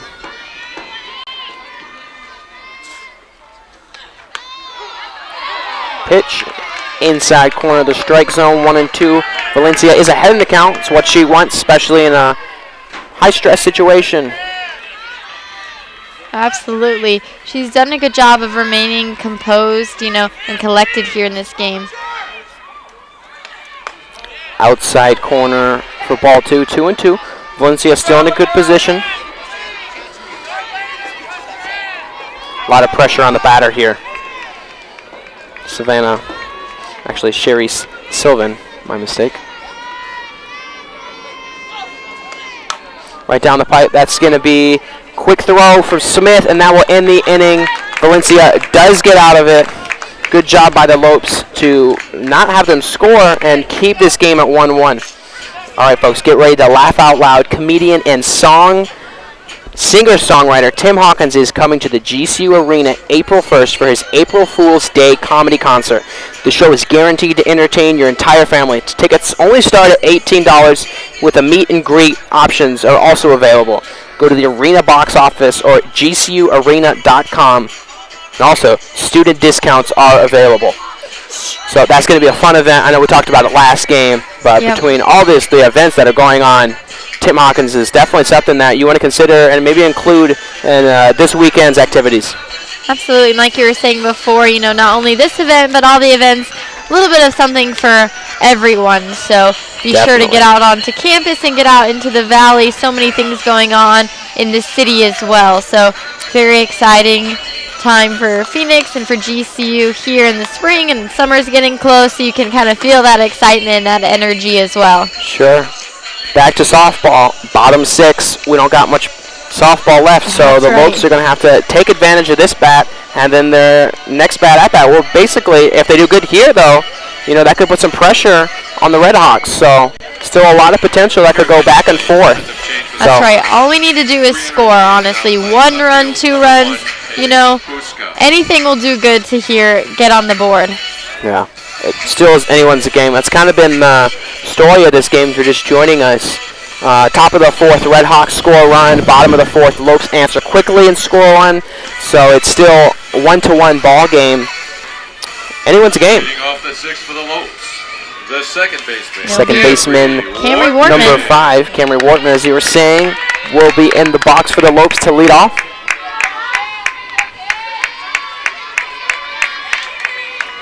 Camry, such a tremendous player. She has had a great senior season, as we've discussed before. 363 on the season so far. She's had 5 triples, 2 home runs. She was homecoming queen just about a month back, so quite the whole-rounded player that Camry is, and she's doing a great job this season. First pitch, strike. Second pitch, a little off speed. 1-1 is the count.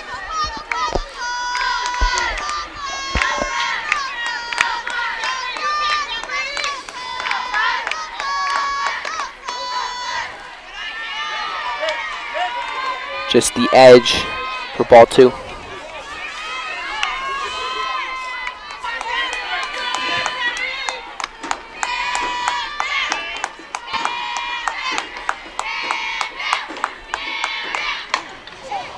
Wortman takes a chop to right field. It will go foul, making the count 2-2.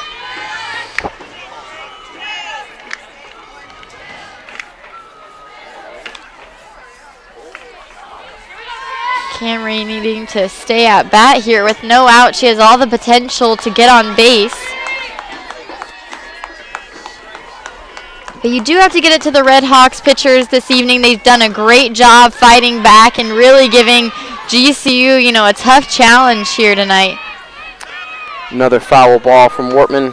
2-2 remains the count. And they've had a long season so far, of course, playing big teams like Stanford, Washington, of course, Arizona earlier this week, Northern Colorado, and Bradley in the beginning of the season. So, you get into these late season. Wortman right to Rubel. Rubel will make a low throw. A little close call, but Red Hawks will secure the out there. Yeah, like as I was saying, it can be hard, to maintain that energy and that momentum so late into the season. But, opening Western Athletic Conference play, you hope to come out with your best team and, be prepared for these games because, unfortunately, we dropped that first game. But these are the games that really matter, and these are the games that matter in the standings and to your actual Western Athletic Conference record. Sierra Smith up to bat next. One out here, bottom of the 6th.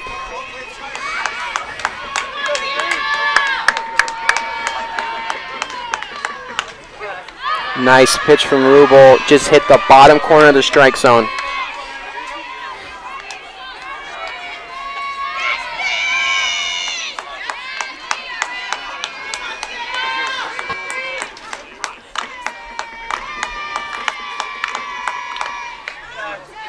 Second pitch, Tad outside, 1-1.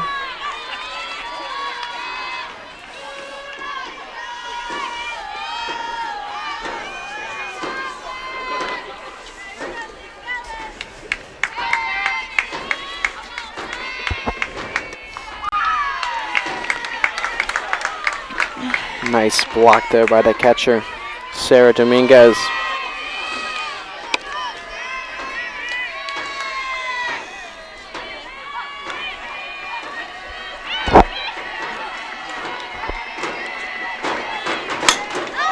Making good contact. That's going to go right between center field and left field. And a nice catch there by the Red Hawks. That's going to be the second out. Smith, that was a good hit, good contact, but not quite enough to secure the base hit. Not quite the necessary power we need to make something occur here. Unfortunately, 2 quick outs, not what we wanted to see. Anything here, Aaron, what's it going to take for them to get on the board? 2 outs, so it definitely puts pressure on. Not to say they can't rally this inning, but when you're in a no-out, 1-out scenario, it's much more comfortable to get a batter on, maybe get a walk.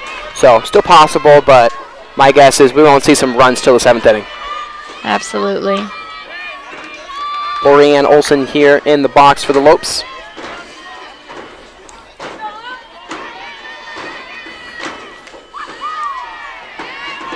Low pitch, 1-1 count against Olson. 2 outs, 1-1.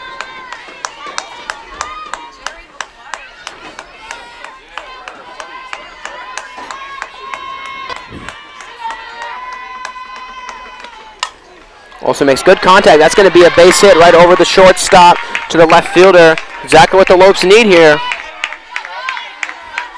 Yeah, anything to get on base here. We're going to have to play nearly perfectly to avoid getting a third out with a runner on first now. Be Megan Stevens up to bat. Megan Stevens. It'd be nice to see Stevens get a 2-run shot here. Or one of her infamous home runs that she's had, so that would be nice as well. Anything can happen, though. We keep saying it. Optimism is everything here in this game. Diving play by Sarah Dominguez. She can't quite complete the catch there for the foul tip from Megan Stevens.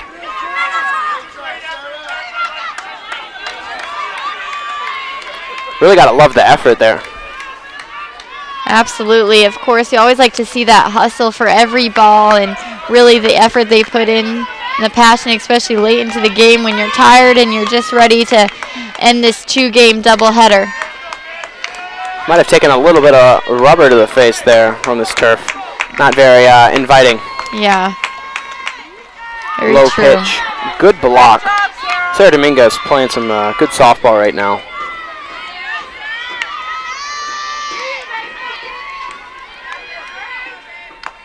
Count is 1-1.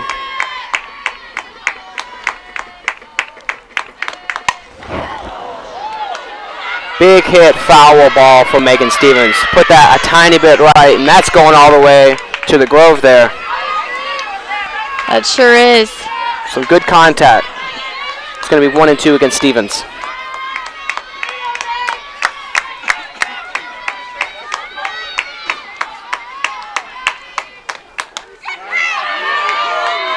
Pitch just missing. That could have been called either way. 2-2 is the count against Stevens. 2 outs. Bottom of the 6th. Lopes with 1 runner on first. So could have a couple options here depending on what Stevens does. But absolutely. Megan Stevens needing a terrific RBI here to get a chance.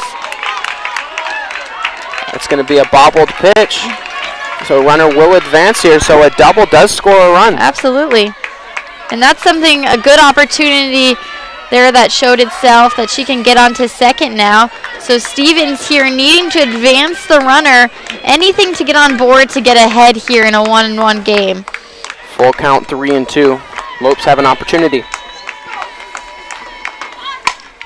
Stevens, foul ball down the left. Big swing. She's taking some good cuts. Count remains the same at full. Runner on second for the Lopes. 2 outs.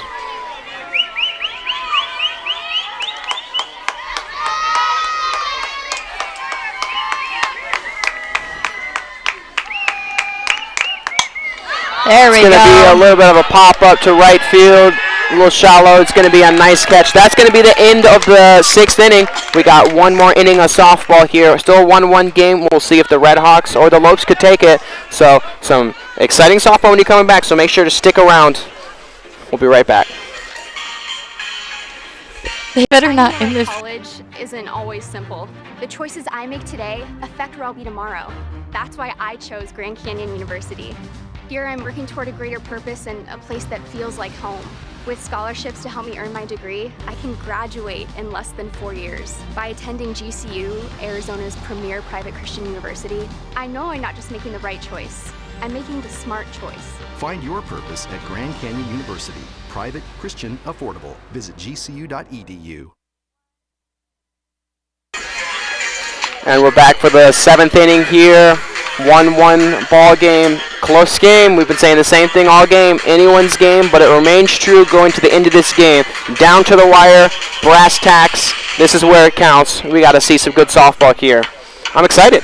Absolutely, me too. Felt a little disappointed in that 6th, though. I was really hoping they were going to make something happen. You know, 1-1 game. I know GCU has so much potential to put on so many runs. You know, we've had games with 12, 13 runs, and, you know, both games have been so low scoring. You know, we want to see some action. We want to see them run those bases, but still an inning left to go, and anything can happen. That's right. There's been a lot of softball. The fans, either sticking around. Seattle U or GCU, they deserve a run.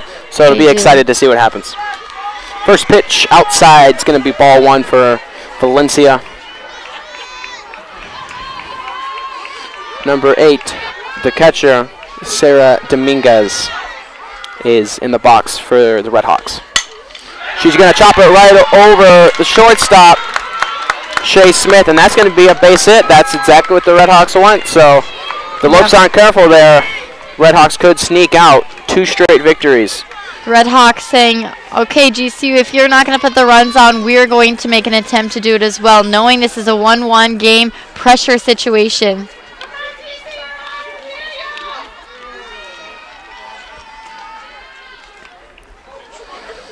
It's going to bring up third baseman Allison Matriardi. Runner on first, no outs. Seattle U's in a good position here. Your attention, please. Pinch running at first base for the Red Hawks. Number 3, Jessica Flanagan. Now batting the third baseman, Allison. Jessica Flanagan is going to pinch run here. Number 3 at first base.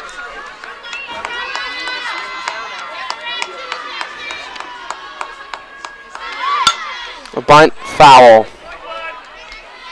It'll be strike 1 on Matriardi.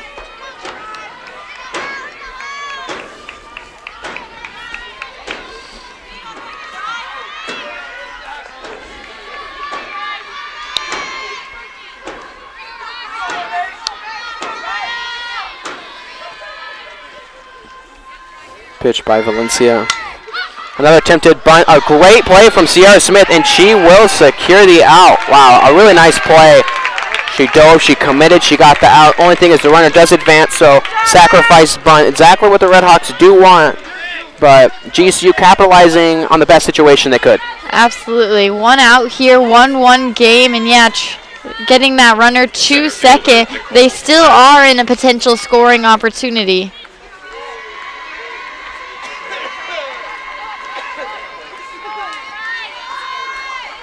Yeah, Seattle U's probably feeling pretty good right now. Only got 1 out against them. They have a runner on second. They got some good batters. I think they're at the top of the order now too, so we could potentially see some good softball.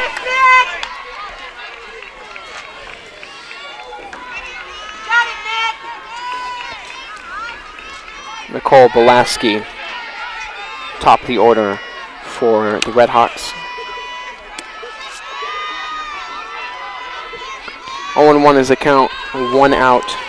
Top of the 7th.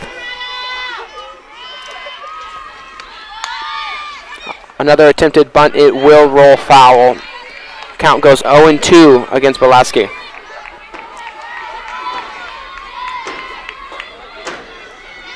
Seattle U really focusing on advancing the runner.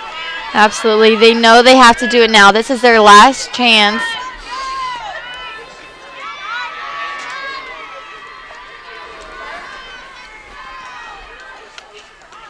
Yeah, she really is coming out onto that ball, dragging out the potential connection here to get something off. Having a nice at-bat, though. I mean, 2 strikes, 1 ball. She needs to stay alive. Nice block by Kinsey Hill. Little low pitch from Valencia.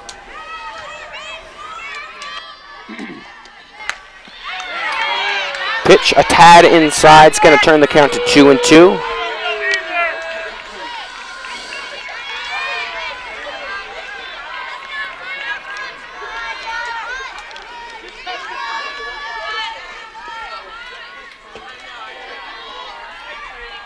Valencia having a great game.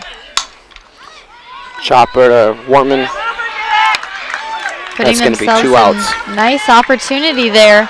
Now, of course, we still have a runner here at third, Aaron, so the pressure is on for Valencia and the infield, but putting on a nice little effort there for that play. They're looking to each other saying 2 outs. We almost got this here. It's almost our game. Yeah, Seattle U is in a very good position right now. If you would tell them 1-1 game, runner on third, 2 outs in the top of the 7th, they would totally take that. Chopper, it's going to be, it's going to go through. Seattle U will get a run.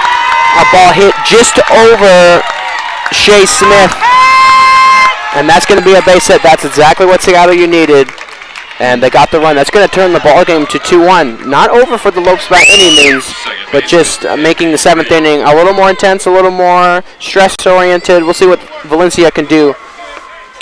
Yeah, that close outfield is struggling a little bit getting those balls. You know, I don't know if it's their spin on the hit there or what, but unable to really seal the deal on those catches. First pitch from Valencia, strike. Yeah, a lot of balls have been halfway between shortstop, halfway between left field, right field, second base. So just some really tough communication plays. And to catch you up with the baseball game, it's the middle of the 8th. GCU still extending their lead 6-0 on Northern Colorado.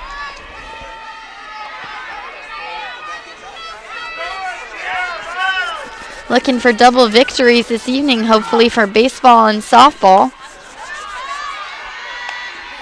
We can get it done here. Third pitch outside, 1-2 is the count. 2 outs, runners on just first base for Seattle U.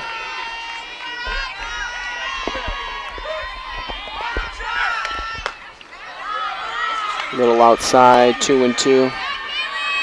If you're just joining us, Seattle U just scored a run off a base hit between shortstop and left field, making it a 2-1 game. It's been a 1-1 game since the 4th inning, and just now we had another run.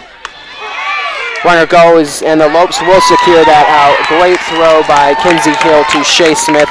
That will end the top of the 7th, so game time for the Lopes. If you're visiting campus this spring, why not stay at the GCU Hotel, featuring comfortable rooms, a resort-style pool, and a Canyon 49 grill. It's the perfect place to stay when coming to GCU. Rooms start at just $79 a night. Book today at gcuhotel.com. And of course, the pool over there at the GCU Hotel is really nice too. Very nice. You can just go over there and lay out for the day. It's a really beautiful area. It's all about this action here right now. This game is closer than ever, 2-1. GCU's last opportunity to get a victory here. They're going to have to score 2 runs to take the lead. Redhawks playing good softball today. Came out, had a pretty demanding first game, and definitely been hanging in there second game. Lopes playing better, but still not quite there yet. They can take this game, but it's going to take a lot of good hits and just some clutchness by the Lady Lopes here, but anything can happen. Saying all game, we believe it now. Got to stay tuned for the ending of this game to see if the Lopes can come back and maybe sneak out a victory. That's right, and of course, this is the second of a 3-game series against the Redhawks, so join us tomorrow at 5 p.m. for the opening pitch, and it'll be right here on GCU TV if you can't make it here in person. But it should be a nicer day out tomorrow, and 5 o'clock will be a good start for that game. So if you can make it out here on campus.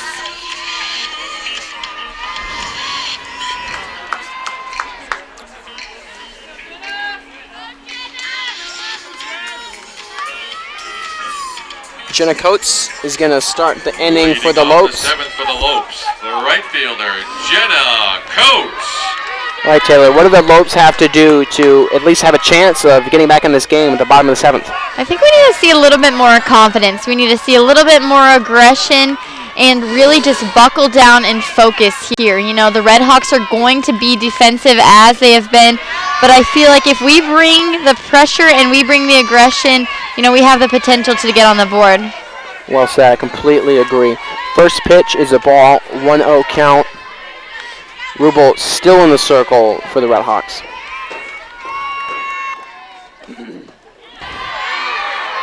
Second pitch, a little low, 2-0.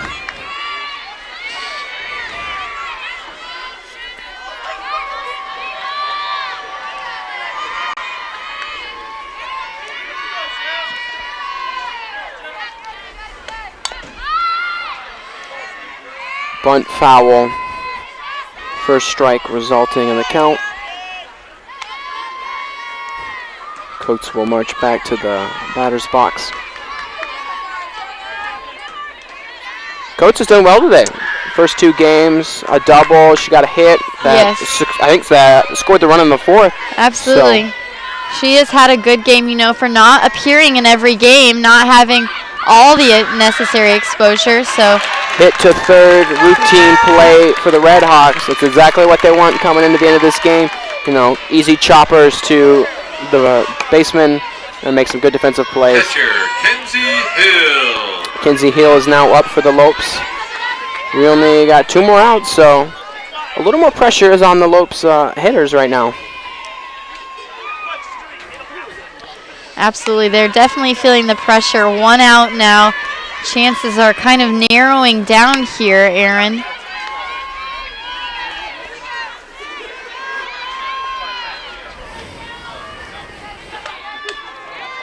First pitch outside, a little high, ball 1.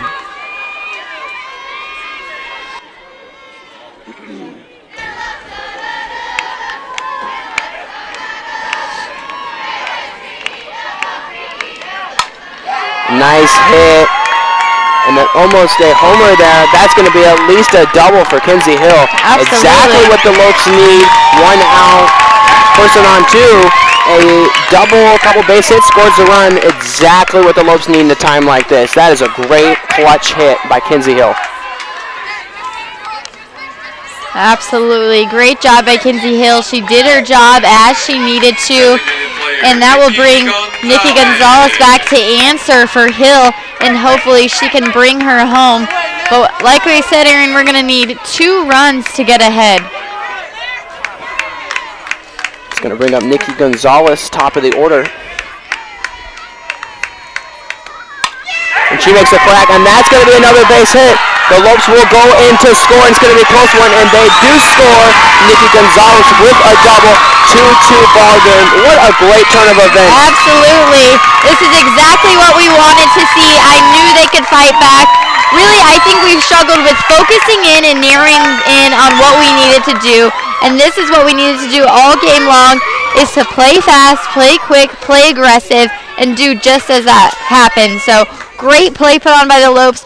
2-2 ball game. We knew the action was going to be in the 7th, and if you're just tuning in for the 7th, you've picked a great inning. We thought the Lopes were a little down with a run scored in the 7th by the Red Hawks, but a couple doubles and the Lopes bounced right back. 2-2 ball game. Only 1 out and 1 on second base, so they have like a very good position to take this game. Absolutely. Only 1 out. Yeah, anything can happen here. And we have some of our best batters coming up. Shay Smith will be next up to bat after Lainey Gomez. Your attention, please. Pinch running at second base for the Lopes. Number 20, Taylor Kay. Taylor Kay pinch running here for the Lopes at second. One of the best base runners on the GCU team. So only makes sense that Pearson would put her in here. The center fielder, Lainey Lainey Gomez. Gomez to bat now. 1 out. Lopes have a lot of momentum. They're feeling comfortable. The stress has been relieved in a lot of areas, so now they're just going out and they're just playing softball, and they're trying to get this victory. First pitch outside. 1-0's the count. Runners just on second base. You got to take a look at Taylor Kay's form there on second base. She is ready. Ball hit to the outfield, and it will be a catch. She does need to get back, and that will be a double play for the Red Hawks. What an unfortunate play for the Lopes. That's going to end the 7th inning.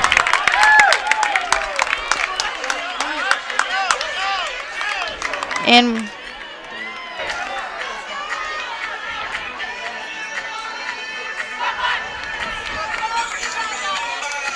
we will be right back after this.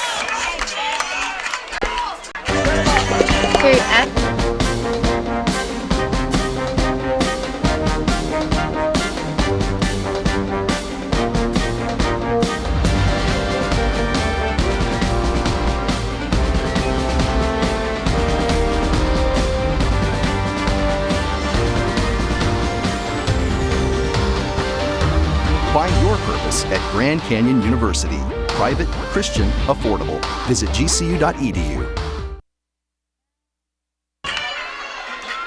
And we're back in GCU Stadium. A little bit of a crazy ending to the 7th inning. We knew action was coming, and we definitely saw it. Red Hawks put the pressure on with a run, getting a 2-1 lead, really putting the pressure on the Lopes at the bottom. They had to score to stay alive. They had to score to keep the game going, and the Lopes do respond. So it's going to be 2-2 going into the top of the 8th. We're going to have some extra innings. And what a fun, exciting game for both Seattle U and GCU on just a really fun Friday night. I wouldn't have picked a better game to come to. Absolutely. We knew they would fight back, and that they did, and it's been an exciting ride here for this second game. First pitch strike from Valencia. And both pitchers doing great, really trying to get the victory.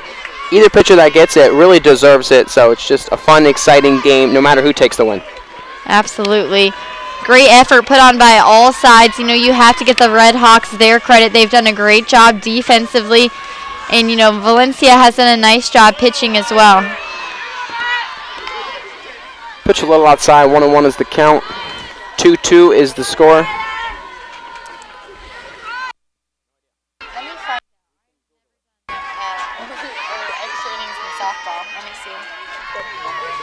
Pitch from Valencia.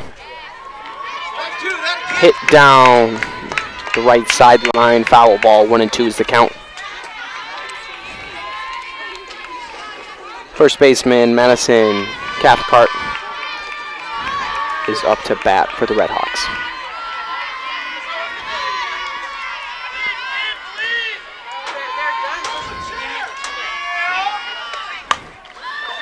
Hit to the left field. Lorian Olsen, nice catch for the first out of the top of the 8th. Good routine play. Lopes feeling comfortable. Both teams really just showing that they can both play. So we've been saying it all game. We're going to say it again. Anyone's game. Really fun for both sides. Just is our team going to take it? Excitement.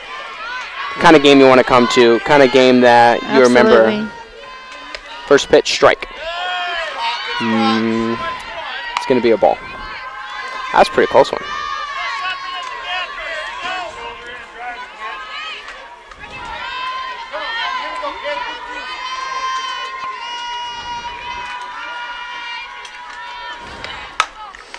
Hit right to Sierra Smith. Had the glove ready, turned the magnet on. Great catch, 2 outs. Lopes definitely showing the Red Hawks they came to play. Absolutely. Doing a nice job. Both teams fighting back continuously here. Not going to let this one go down easily by either team. 2 outs, top of the 8th. Extra innings. Pitch tad outside. It's going to be strike 1.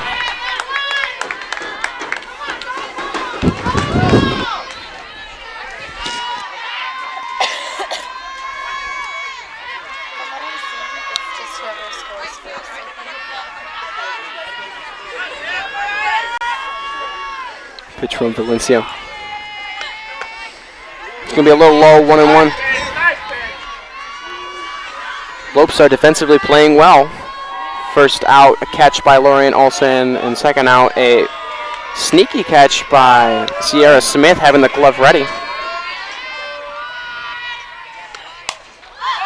Foul ball, just hitting the top of the netting. 1-2. Valencia is ahead in the count. Valencia is going to be tired after this one. It's been a long game for her and a long game to pitch the entire game, but if she can get through this, it'll be another win for her, a complete game for her. Another foul tip.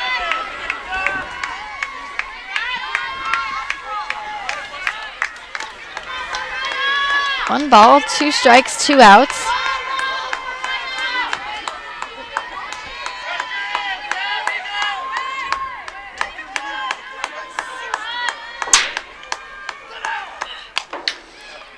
Right to Megan Stevens, she'll bobble it, but she will get the tag, and that will be the third out for the 8th. Lopes going into the bottom of the 8th inning. We could see a bottom victory. We could see a lot of things. This is exciting. Right.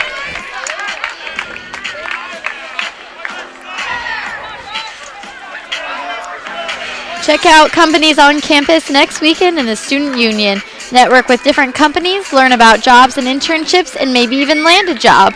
For more information, contact Career Services at gcu.edu or follow them on Facebook for future opportunities at facebook.com/GCU Career Services. Yeah, GCU does do a good job with exposure. Every time I'm walking on Lopes Way around noon after classes, they always have some kind of stands, some kind of ASGCU government, or just bringing in a company from around Phoenix, and every day it's new, so it's like a mixture taco bar of exposure. That's right. Don't quote me on that. That's a good way to put it for sure. They definitely like to, network the students, network the companies in the area, and get everyone involved. Rugel is still in the circle for the Red Hawks. Both pitchers trying to get the victory, battling back and forth, strike after strike. It's a fun one. Bottom of the 8th. Catching up with GCU baseball, they now extend their lead 7-0 in the middle of the 9th. So that game is actually going to maybe wrap up before our game does. That never happens, does it? Rarely. Baseball can go very quickly, but it can also go very long. And the difference between a couple innings can be a lot between softball and baseball. But it's a good job that the GCU baseball team could secure a nice 7-0 victory. Let's see if Lady Lopes can do the same over here at GCU Stadium. Absolutely. First pitch from Rubel. It's going to be a tad high. Ball one.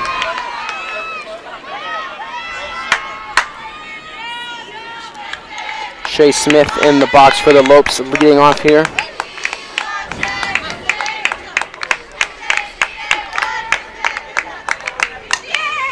Little chopper, it's going to drop for a base hit. A nice little backspin chop between a shortstop and left fielder. Lopes are on the plate. Lopes are in the diamond. That's right. She'll get a nice little single off of that one, bringing up Camry Wortman. Haven't seen any homers throughout 2 games, so maybe Camry Wortman will be the one to put us on the board here. That would definitely be a sweet, sweet victory, ending it with a 2-run homer, 4-2. But we'll see. No outs, runner on first, fresh count. Camry with the sacrifice bunt, it will go foul.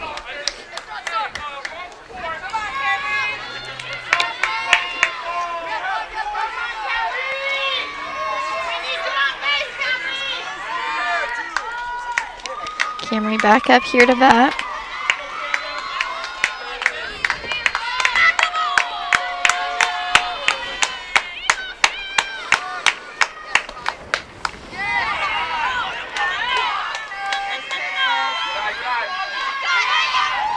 Second pitch, 1-1 here.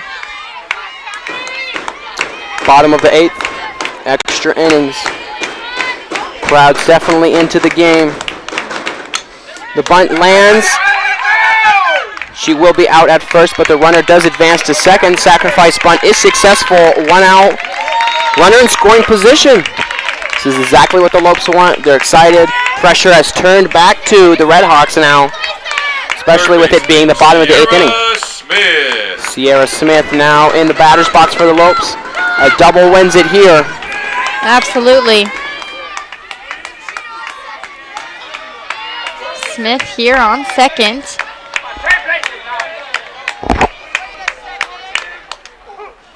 Needing to bring her home. She's going to look to steal third, dragging off base. Her sister wanting to get her home. 0-1, 1 out, runner on second for the Lopes. It's going to the left fielder. It might be an easy catch there. She will tag but stay at second. I remember last inning, a very similar situation happened, but the GCU runner did not tag, and unfortunately it was a double play. So good heads-up play by the Lopes to prevent that from happening. 2 outs, runner on second. A little bit harder situation, but the Lopes can still sneak out a victory here. Absolutely. We have the chance here, and things are looking good with a runner still on second, but we have to be careful with those 2 outs. First pitch, strike.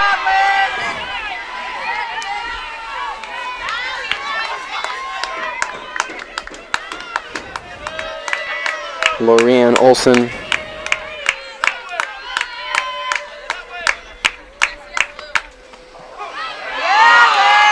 Second pitch, strike 0-2. Tough count for Lorianne Olson here. She's got to stay alive. The Lopes want to have a chance to secure a run here.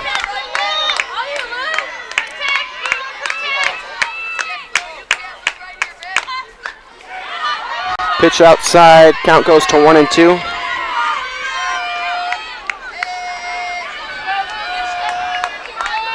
A lot of opportunity here for Lorianne Olson.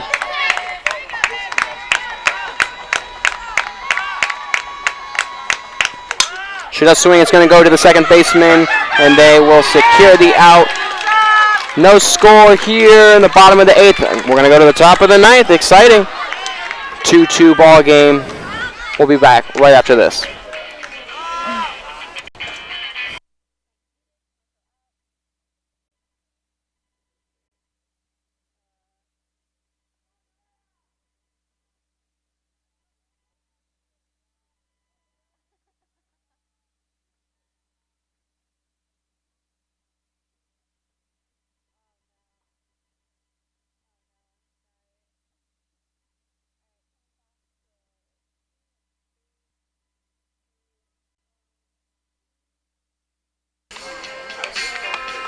Back at GCU Stadium, GCU TV, Aaron Gina alongside Taylor Bond. The softball game has turned into a baseball game. Bottom 9, kind of extend the innings here. Stakes are high, 2-2, a fun game. Anyone can take it. Lopes had a chance to score in the last inning with a nice double, but couldn't quite capitalize on it, so we're going to restart, refresh. Redhawks with a position 2-2. No outs. We'll see what happens. Absolutely. We're going to reconvene here and take our allotted positions. Valencia's got to be tired. Pitching 9 innings straight. Oh, yeah. She will have to take a day off tomorrow. She will not be on the mound, but a tremendous game that she has came through. You have to be proud of her, as we've said before. We hope that she gets this victory under her stats winning board, because that'll be a big thing for her. She is still wielding some heat out there. Nice pitch, strike 1. Second pitch going to drop a bit outside. 1-1.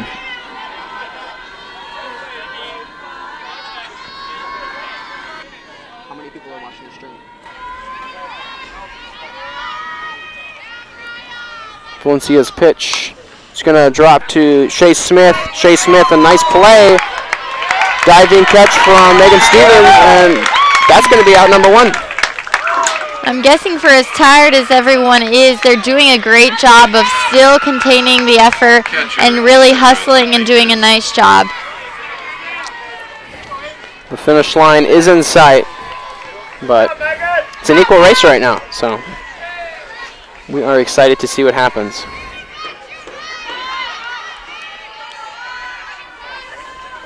It's going to bring up Sarah Dominguez, the catcher. 1 out here. First pitch strike. Valencia still pitching solid.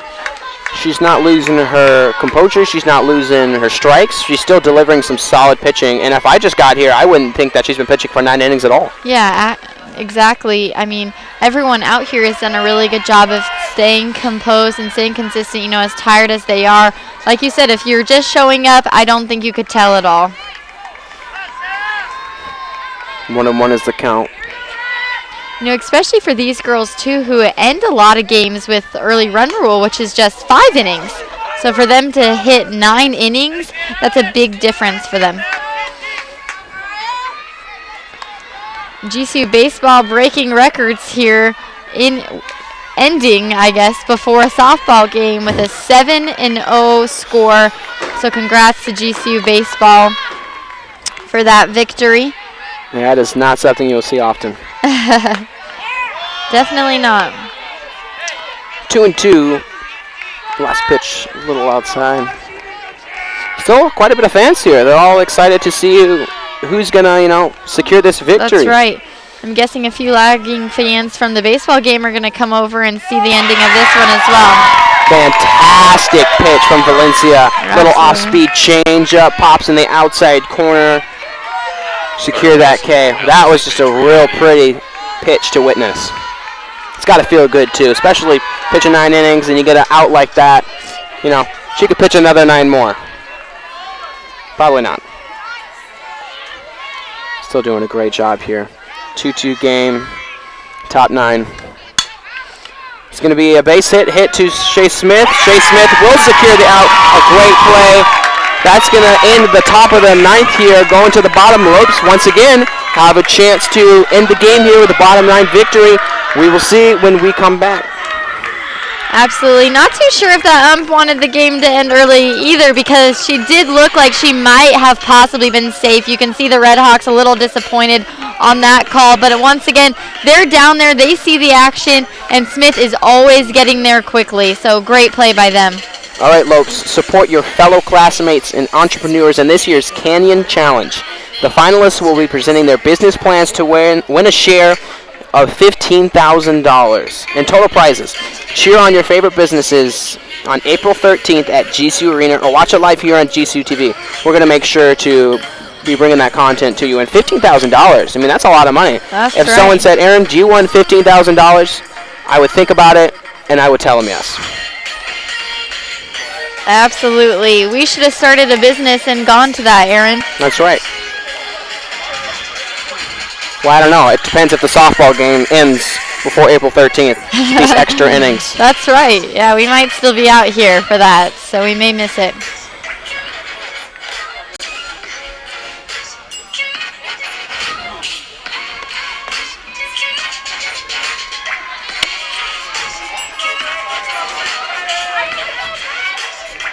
Megan Stevens is going to lead off here for the Lopes in the bottom 9.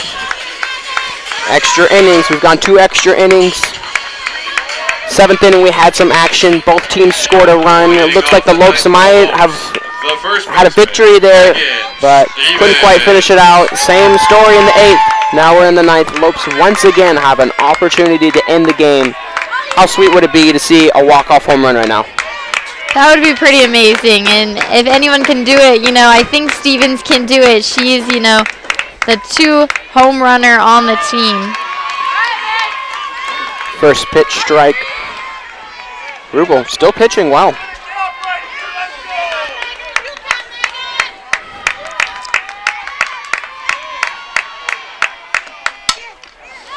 Chopper, it's going to be foul ball. Fortunately, it looked good. She had a lot of time to get there, so. 0-2 pitchers count here.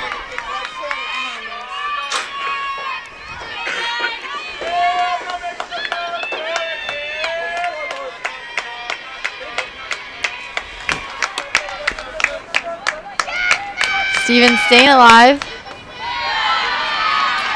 Pitch just missing inside.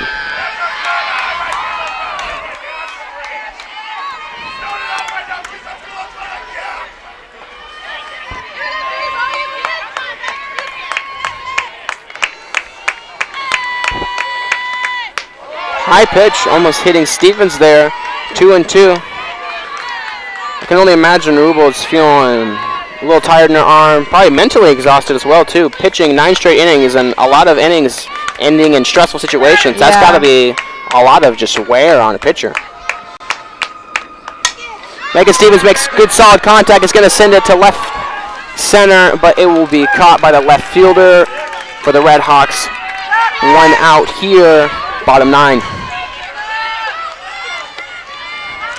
Right fielder, Jenna Coates.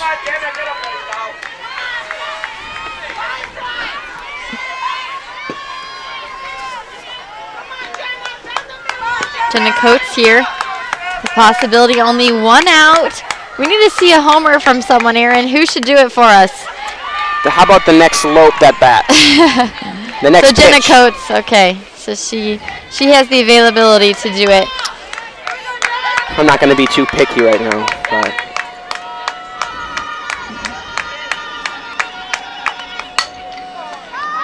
hit right to the first baseman. That's going to be the 2nd out here. 2 outs, bottom 9, 1 out to go for the Lopes. Still walk-off potential, but I don't know. I'm a commentator, not a prophet, so.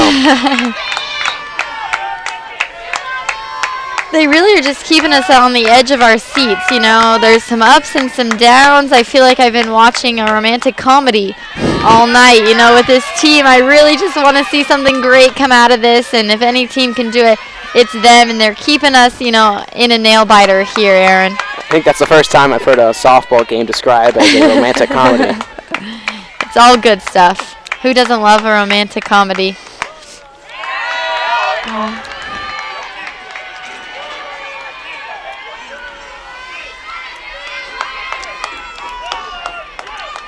Staying alive here, only 2 balls up in the count.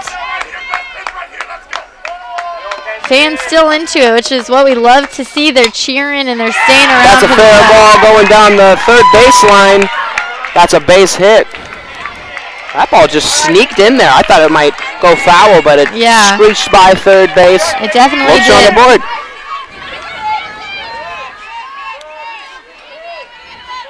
Looks like we might have a pinch hitter here.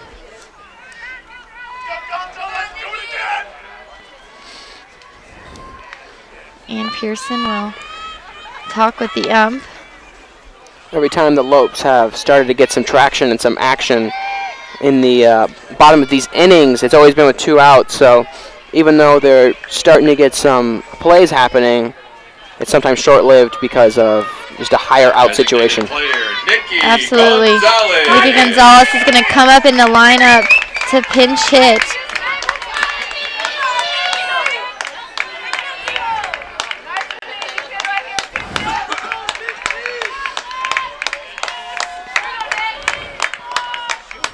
Runner on first.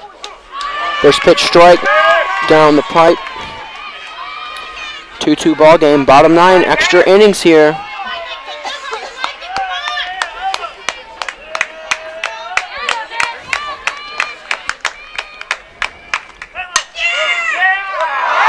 Hit right to the shortstop. That's going to end bottom 9. This game's going to keep going, and we're going to keep commentating for you. Make sure not to go anywhere. Maybe go to the bathroom really quick, grab something to drink, but come right back because this game's going to end dramatically. We'll be right back. You're watching GCU TV. Time. Time never stops, never slows down. We spend time on the things we love and the people who need us. The time we spend is precious, and before we know it, it's gone. But every end has the promise of a new beginning. It's time to create a better future. A new beginning awaits. Seize it. GCU's online degree program puts you first, so you can make the most of your time. Find your purpose at Grand Canyon University.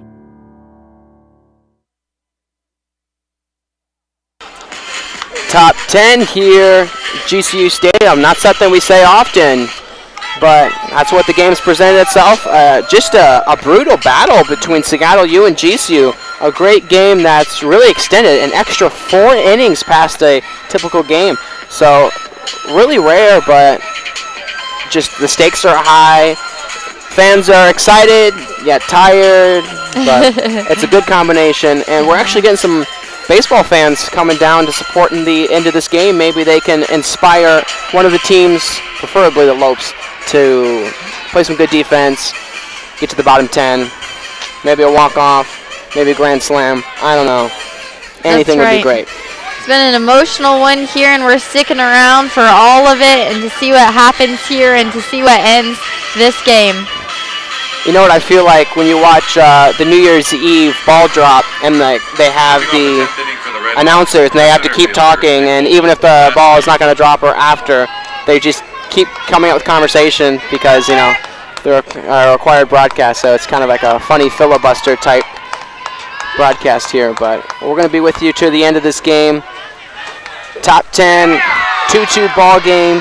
Valencia still pitching for the Lopes, still pitching strong. Still getting some strikes out there. Fun game.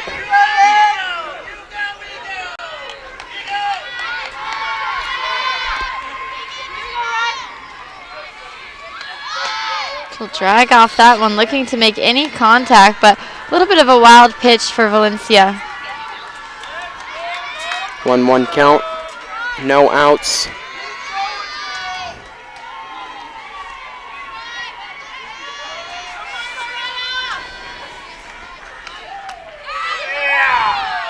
Close pitch, called ball, 2-1.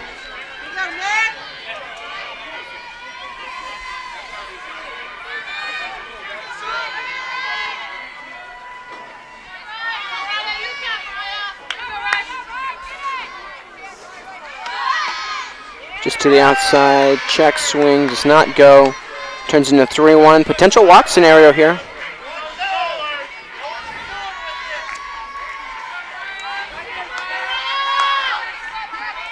No outs.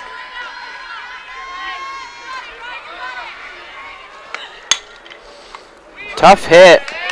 Sierra Smith ready to make the play. Rifles it over across the diamond to Megan Stevens.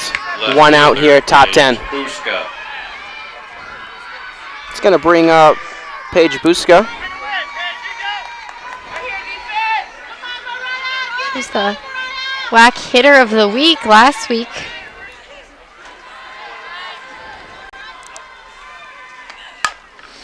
Chopper to Sierra Smith again. She's making some routine plays. She says, keep hitting them to me. Easy outs. Great play by Sierra Smith.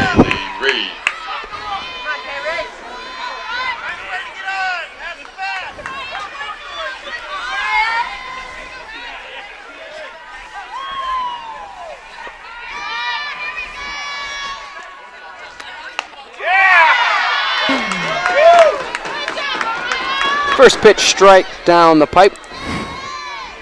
0-1 count, 2 outs. Some really good pitching here from Valencia and some even better defense by Sierra Smith. So even though the innings are getting a little long, Loeb's still playing good defense, which is exactly what they need to do. Foul ball turns the count 0-2 in Valencia's favor. Kaylee Ree here batting for the Redhawks. WAC All-Tournament team last year in 2016 was one of the 2 Newcomers of the Year awarded as well. Only a sophomore out of Gresham, Oregon. Pitch outside, 1-2.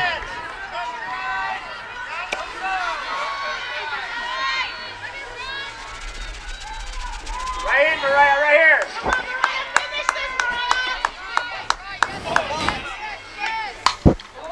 Crank to right field, easy catch for Jenna Coates. Nice routine play. That's going to be the 3rd out. We're going to the bottom 10. We might go to 11. We might go to 12. I'm not sure. You're going to have to stay and stick around to see how this dramatic game ends. Definitely a thriller and a fun one, and we're glad to be here to bring it to you.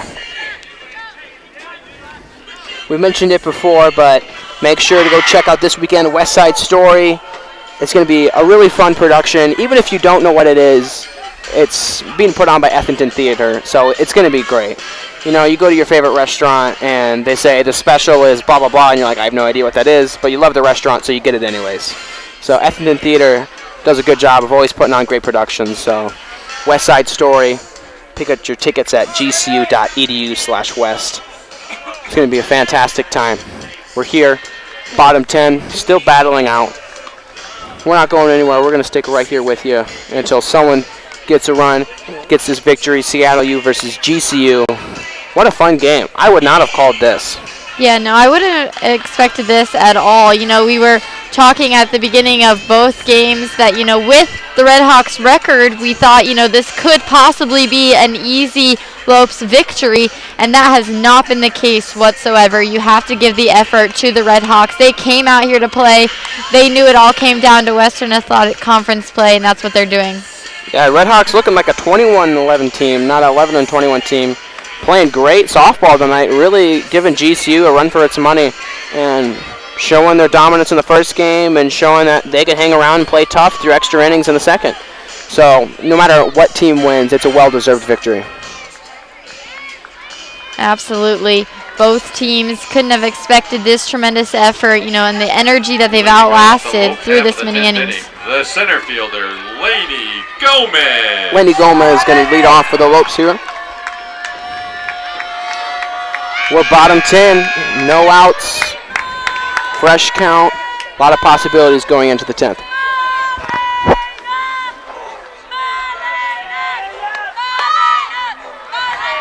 Attempted bunt.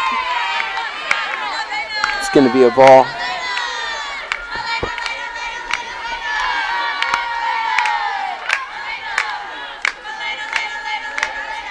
The crowd trying to chant and the dugout trying to chant, getting some energy alive here. Tip ball, swing to first. It's going to be an easy out.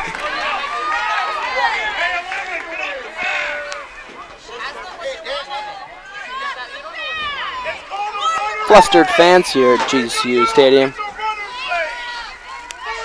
And everyone's getting a little upset over these calls here. 1 out. Emotions are high. It's been 10 innings, you know. You're emotionally invested. You watch your favorite show, and then you get to season 8, and one of your favorite characters dies. So You got some good metaphors tonight, Aaron. Do you write these down? I don't. Oh, you should. Well, thank you. Multiple career options here. Absolutely. Shortstop, Shea Smith. You never want to hear the crowd yelling at the umps. Some negative comments, liking to keep our composure here as the ladies are.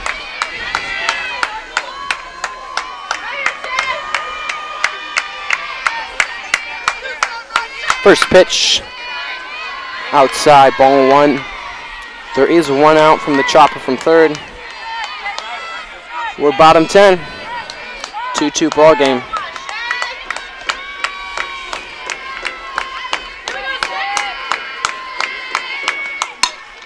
Crank to the second baseman, easy routine. I dropped there and a little slip, but that's going to be That's going to be a base hit for the Lopes. That's exactly what they want. 1 out. It's a comfortable position for them to work the progress, work the diamond, and maybe get a run here.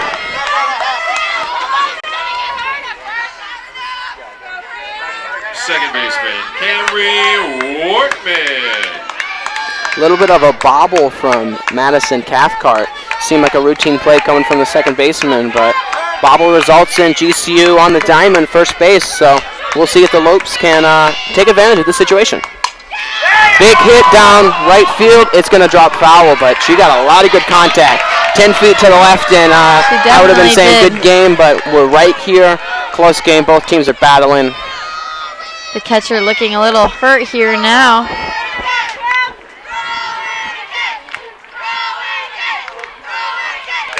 Count is 0-1 from the foul ball. Camry Wortman in the box.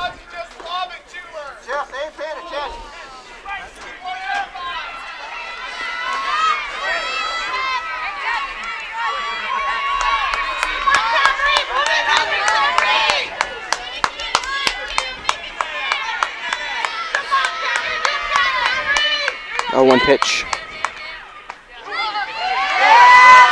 Nice pitch from Rubel, making it 0-2 in her favor. Camry's going to have to foul to stay alive here if she wants to stay in the box. Foul tip. Count remains 0-2. Still 1 out here, bottom 10.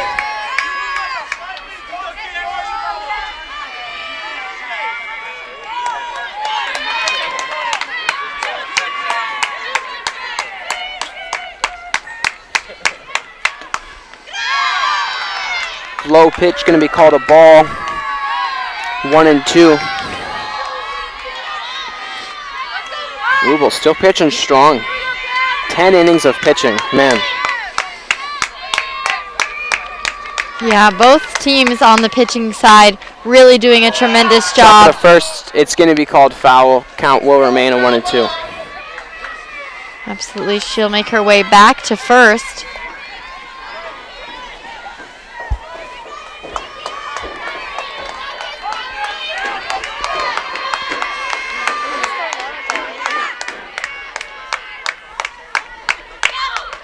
Pitch outside, turns to 2-2. Lopes still have a runner on first, so advantage here, only 1 out.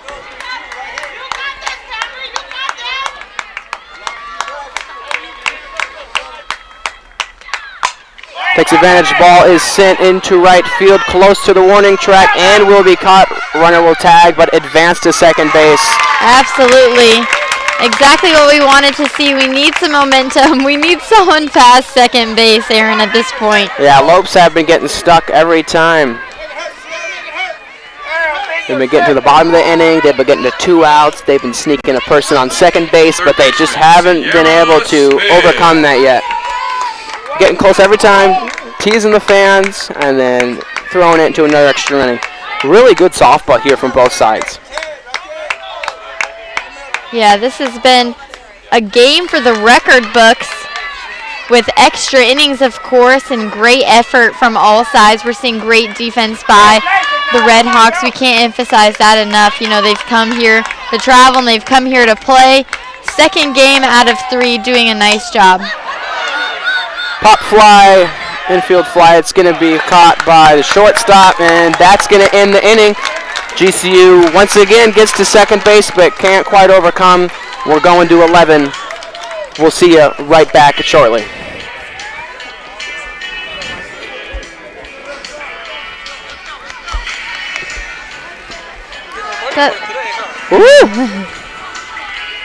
It's a good game. Finding the right college isn't always simple. The choices I make today affect where I'll be tomorrow. That's why I chose Grand Canyon University. Here I'm working toward a greater purpose and a place that feels like home. With scholarships to help me earn my degree, I can graduate in less than 4 years. By attending GCU, Arizona's premier private Christian university, I know I'm not just making the right choice. and making the smart choice. Find your purpose at Grand Canyon University. Private, Christian, affordable. Visit gcu.edu. And we're back to GCU Stadium, top 11. I bet you wouldn't expect a softball game to go 11 innings, but what a great game, what a fun game. Not a lot of offense, more of a defensive game, but just both teams showing that they really can play some good defense and extend this game, and also some great pitching from both sides. That's right. The fans have stuck around. The players have stuck around with their energy and the momentum. They really have the endurance to last through these 11 innings. They've done a great job. The Red Hawks now back up to bat to see what's going to happen here. Foul ball. 0-1 is the count.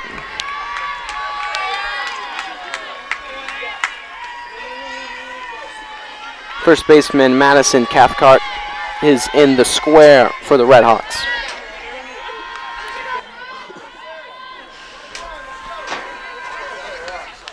Valencia hits Cathcart in the thigh. Cathcart is unfazed and will walk to first base. That could be big for the Red Hawks, That could be a game changer for the Red Hawks. Unfortunately, Valencia's had a great game. I'm guessing she's so tired, and, a little mistake like that, you can't even put the blame on her. Things like that are going to happen. Really, after 11 innings, statistics are going to happen, and hits are going to happen, and walks are going to happen. I'm just surprised there hasn't been more walks. They've been pretty accurate with throwing some strikes and still keeping some velocity heat on their pitches. That's right. Top of the 11th. Been a record-setting game here for GCU women's softball. Not sure that a game from GCU history has ever gone this long. Started at 7:30, now been 2.5 hour long game for GCU softball. We're going to have a pinch runner, Kayla Gonzagas, at first base. We still have Mariah Valencia in the circle for the Lopes, delivering a nice strike one.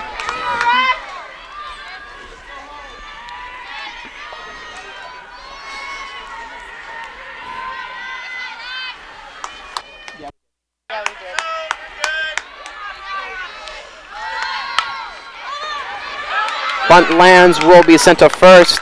That'll be 1 out. Runner does advance though with a 1 out. That's kind of what GCU has been, but GCU has been there with 2 outs. So the fact that Seattle U is there with 1 out gives them an advantage that they could have. But a lot of innings has definitely shown that it hasn't been come to fruition yet. So we'll see. That's the thing, Aaron. It's like we've gotten to this slump every single time. It's been deja vu for both teams, getting to second with 1 out and then stranding the runner there. So we need a game changer. Hit to left field. It will be caught by Lorianne Olson. A good catch. A drop there advances the runner to potentially third in scoring position. So some good defense prevents offense from the Red Hawks. Right fielder, Cherise Sylvan.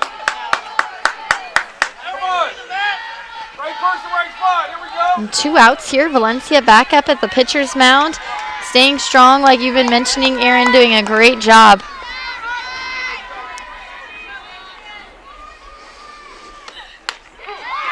Valencia expressing vocally her, her exhaustion. Yeah, absolutely. Delivering an 0-1 strike, really big for the Lopes. Something they really need when the Red Hawks have a runner on second.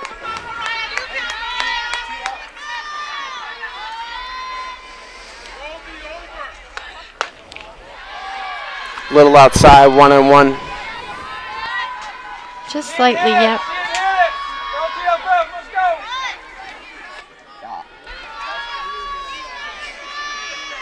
Two outs, 1 ball, 1 strike. Little far out on that one. They're going to call out a strike, though. Two strikes there for Valencia. That was close. That was definitely on the edge of the strike zone. 1-2. 2 outs. Top 11. That one clearly outside. That's going to be 2-2. I think, Aaron, the difference as well has been there's no real power hitting this evening. We haven't seen a lot of, fielding in the back, and we really haven't seen a lot of powerful hits. You know, we've gotten a lot of strikeouts because of this, so and that'll be Valencia ends the inning with a strikeout, a 2-2 count, and she delivers a strike right down the middle. A swing and a miss. We're going to bottom 11. It's been a good game. You guys got to make sure to stick around and see what happens here, because after a while you want to keep going to see who's going to take it. We're getting the second. Both teams have been doing really good, but GCU once again has another opportunity to take the win here at bottom 11, but they got to swing the bats. And I think exactly what you were saying, they got to get some power. They've been getting some choppy base hits, some that have been flowing over the shortstop, over the second baseman, but I think a good power hit, maybe something that hits off the wall and can just bounce off the warning track, can maybe make a double/triple that can end the ball game for either side. Absolutely, that's exactly right. We just need to see that game changer from either side. That's really going to make the difference in this game.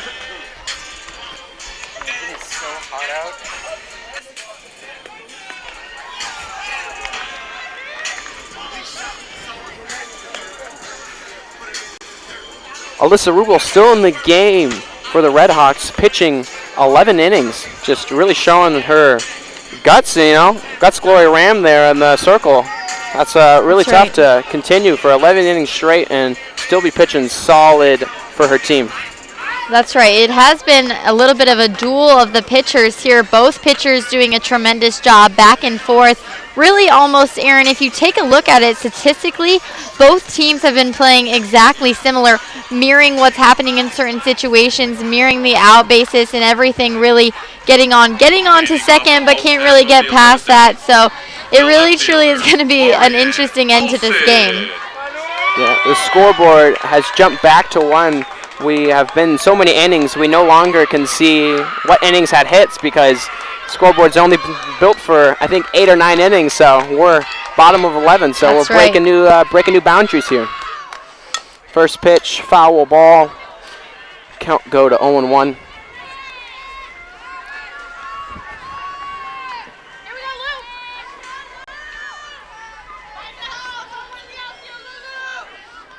Lorianne Olson in the square for the Lopes.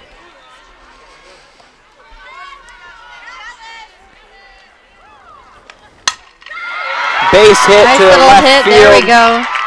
Lorianne Olson, that's exactly what the Lopes need, especially with no outs, being able to enter the diamond on a first base hit. Really with no big. outs, yep. Really big for the Lopes there.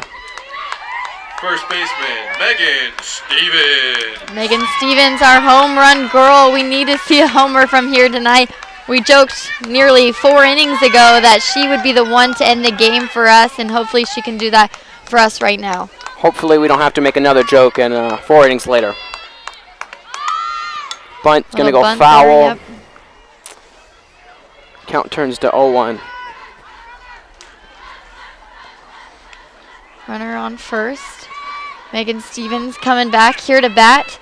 We need some power hitting, and I think Megan Stevens can be that gal. You know, like I was just saying before, we haven't seen big power plays. This necessarily hasn't been the GCU team that we've seen with a lot of power and spunk. It's been, you know, a little bit more lackadaisical game.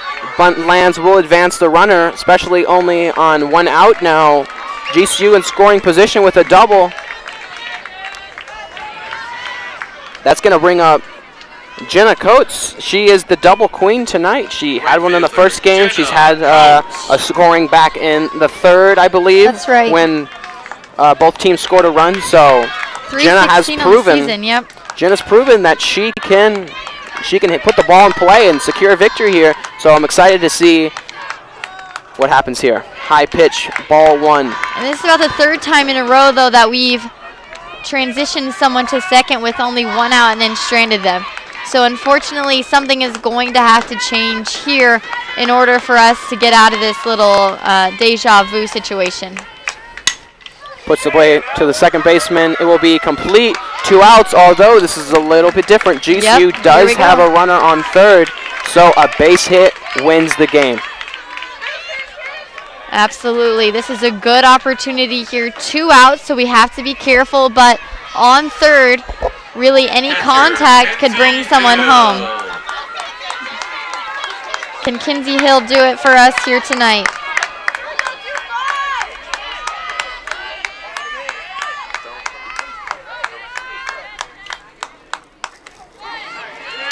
Great pitch from Rubel. That's going to be a strike. 2 outs here, bottom 11 if you're just joining us. 2-2 score. It's been a battle. Low pitch there. That's a great block from Sarah Dominguez, because if that goes through, there's a potential that the runner from third can score and end the game. So that block was really huge for Seattle U.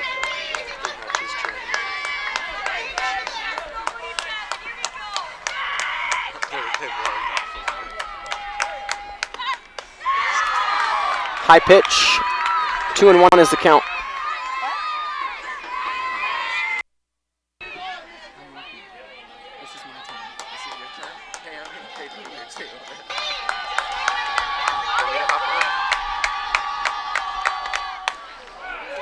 Pitch just a tad outside, 3-1. Potential that she could walk and we could go to the top of the count here.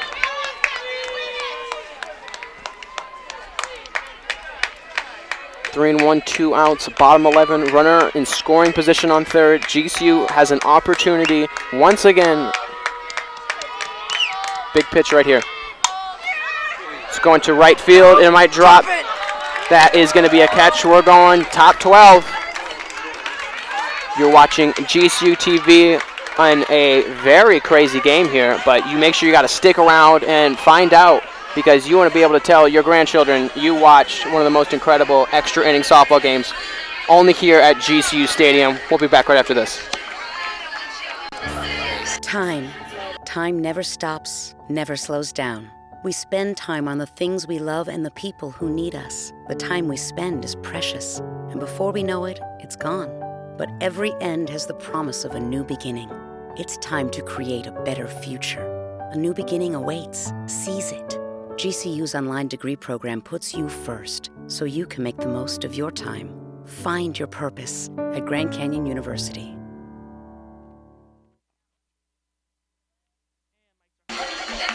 We're back, top 12 here at GCU Stadium. A normal game goes 7 innings. We've almost doubled that. It's just really crazy to be able to be a part of a game that's been such a battle so long. Red Hawks scored in the 3rd inning. GCU matched them, and then it was 1-1 going into the 7th, and then the Red Hawks scored again, put the pressure on the Lopes in bottom 7. They could have got a victory there, but the Lopes answered yet again with the run. So 2-2, send it into extra innings. Now we're all the way to the top 12. And we're still battling. Our starting pitchers are still in with Mariah Valencia and Alyssa Rubel. Both pitchers battling, pitching 12 straight innings, arms purely exhausted, but it's kind of like a boxing match, you know, when it just goes into extra rounds, and kind of like the Rocky movies. We just need that. We need that Rocky anthem music to start here for the Lopes. Valencia determined to finish out this game with a victory under her belt. You know, that does a lot for her statistical measurements, so that's great for her. So she's determined to pitch through 12 innings. That's a lot, Aaron. You know, baseball, 9 innings. That'd be a lot. 12 would be a lot for baseball, but softball, 7 innings. Going to 12 innings, that's so much for a pitcher. First pitch strike from Valencia. 0-1 is the count.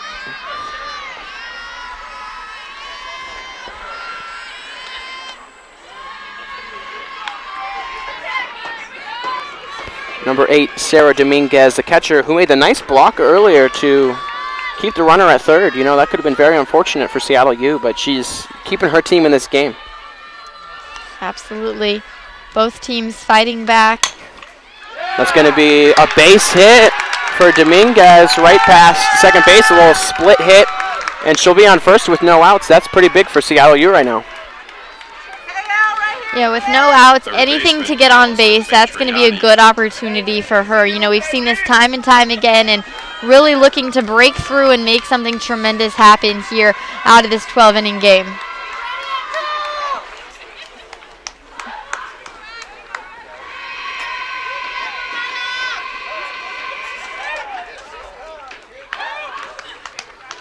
swing and a miss here on the first pitch. Nice pitch from Valencia.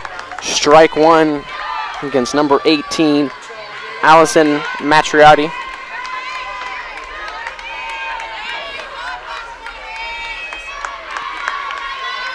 Runner on first, no outs. That's going to be a fair ball, a base hit. Runners advance, runners on scoring position. First and second base, no outs. A really great position for Seattle U. They've had opportunities before, but I think this has been the best one for them so far.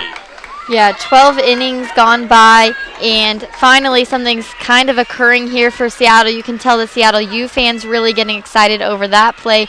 Now runners on first and second with no outs up on the board, forcing GCU to reconvene here at the pitcher's mound. Pitching coach is going to come out here to speak with Valencia, maybe reconvene, get a new energy going about this and see what happens. Yeah, Lope's got to be careful here. The momentum is shifted a little bit towards Seattle U, especially with a couple people on base, no outs. They have some flexibility that they don't have to worry about. We could see some sacrifices here, plenty of out opportunity, and it just really eases the pressure. And the pressure's really shifted a lot, but now Seattle U has gained it once again and thrown it back at GCU. So adversity is the name of the game here, especially in extra innings, so we'll see how GCU responds.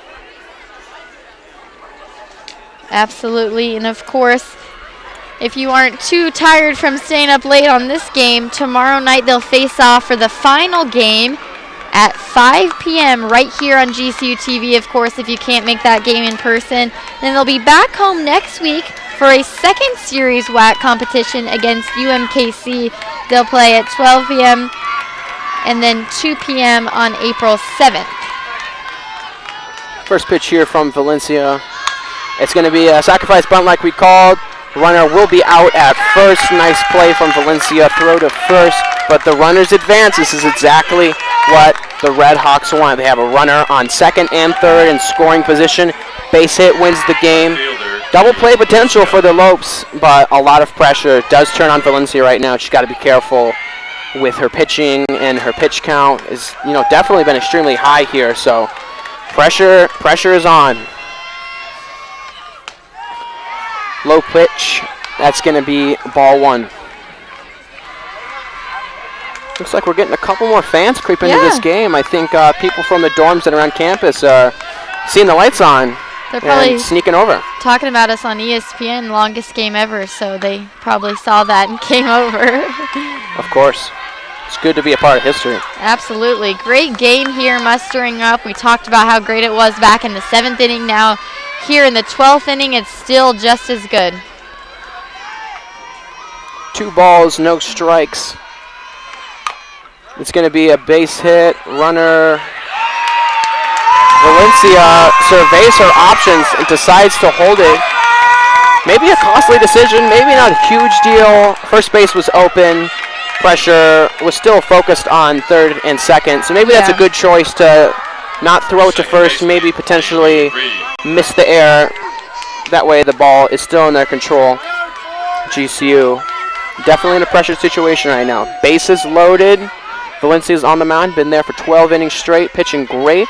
1 out, top 12. GCU baseball. Valencia has a hitter. That means the Red Hawks will score.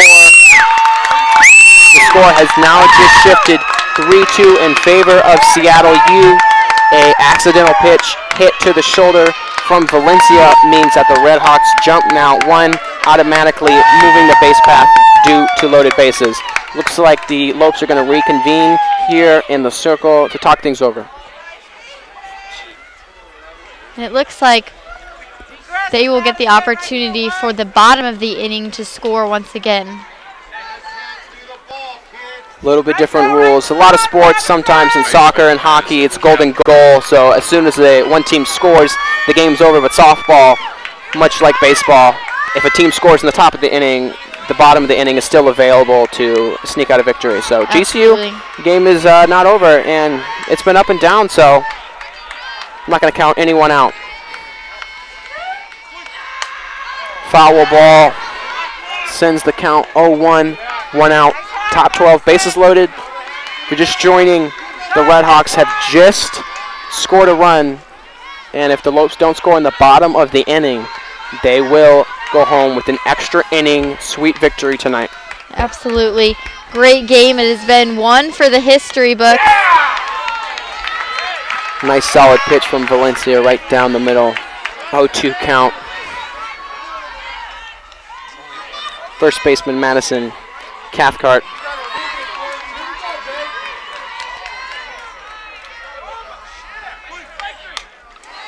Foul ball. Count remains 0-2 in favor of the Lopes.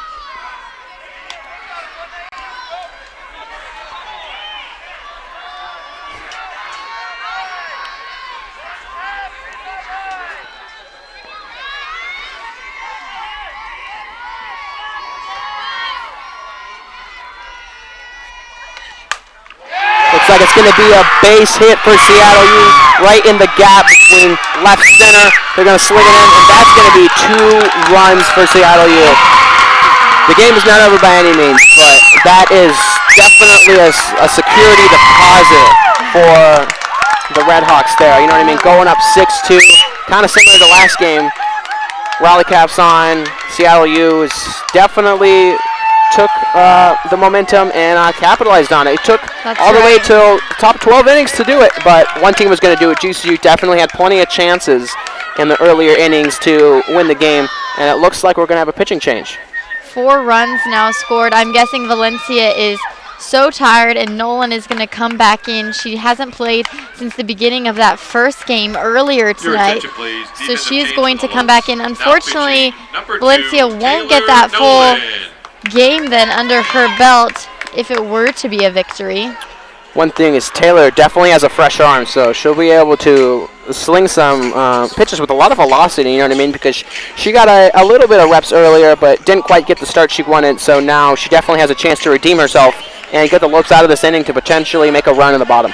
Exactly, and we'll see what happens here now in the bottom of this inning, looking to turn things around, and the Red Hawks scoring 4 runs in that 12th inning, holding back all those runs from the previous situations here. Taylor Nolan in the circle for the Lopes' first pitch. It's going to be a tad high, ball 1. Base runner on second base for the Red Hawks. The score is 6-2, top 12.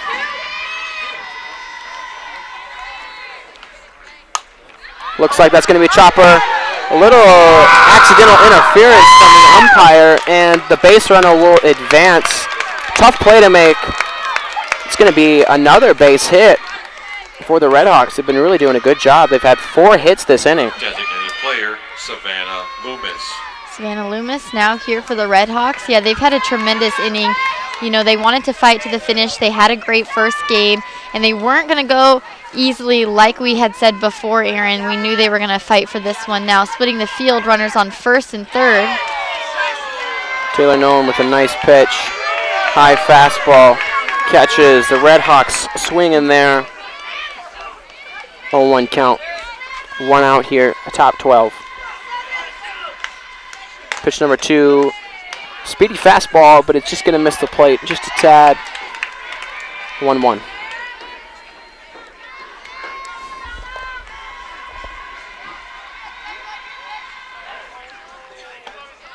You can definitely tell that Nolan has a fresh arm. After seeing Valencia pitch a great, 12 innings, you can see that just the velocity change of speed just because, Taylor just has the gas in her tank and, Valencia just does not anymore. So. Exactly. Cranked hit to right field. That's a tough catch by the Lopes, and wow, Jenna Coates makes a fantastic catch, although Seattle U will, and actually that will end the inning there. So the top of the 12th is over. We're going to the bottom of the 12th. You guys stick around. The Lopes have been doing it all year. They could do it again. They can make a rally run and score 5-6 runs maybe. It's going to be tough, but if anything, we know that our Lady Lopes can do it.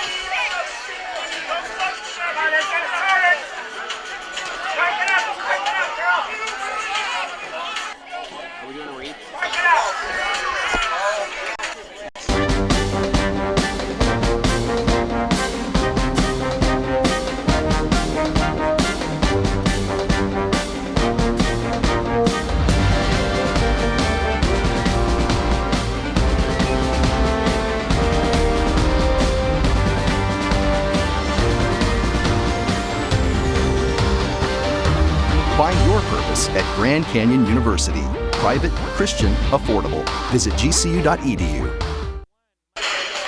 We're back at extra inning softball here at GCU Stadium, Phoenix, Arizona, on a little crispy Phoenix night, but nothing that doesn't make for a well-rounded softball game. We're here in the bottom of the 12th inning. We've had some really crazy back-to-back play between the Seattle University and the Grand Canyon University Antelopes. The Seattle U just took a 5-run lead in the last inning there. They were going back and forth. GCU had plenty of opportunities to get some runs in with runners on second base and even third base in the inning right before, but they couldn't quite finish it out. So Seattle U finally got the bats going and were able to sneak in 5 runs. So Valencia did go out, Nolan comes in, and a couple more hits, a couple more runs before the inning does close. So if the Lopes don't tie it up at 7 or advance to win the game will end bottom 12 here. So I'm excited to see what happens. You know, fun thing about softball is it can go 12 innings, and the fun thing about it is it can also go 13, maybe with a 6-run inning. So I don't know anything, but I'm gonna stay here with my friend Taylor, and we're gonna let you know all the action pitch by pitch. It's gonna be fun. Too sick of us yet, hanging out with us here for a few hours now at this softball game. And of course, don't forget tomorrow's game as well. It's going to be just as exciting, I can guarantee it. Coach Ann Pearson isn't going to let another one go by. If this one goes by tonight, they're going to come back even more determined tomorrow for that 5 o'clock game. So be sure to come out for that or catch it right here on GCU TV. Nikki Gonzalez leading off the Lopes here in the bottom of the 12th.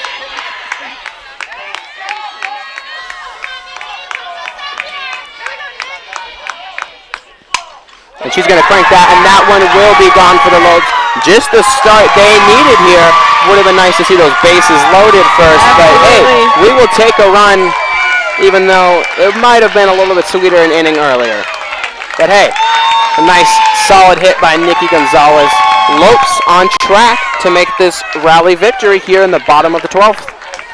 Absolutely, and we'd asked for a home run from Megan Stevens a few innings back, and of course, we got one just now, not from Stevens, but of course, such a tremendous effort. We wish we could have seen that earlier on, but such a great ending to this game that it's coming down to be.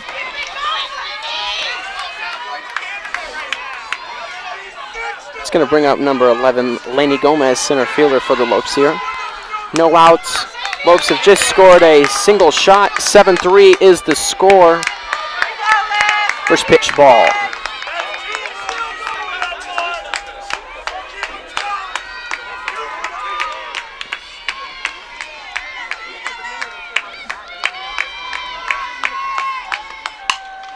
Crank it to the first baseman, and she will complete the play. 2 outs away from a well-fought victory, potentially, for Seattle U. Shea Smith. Absolutely. Now it'll be Shea Smith up to bat now.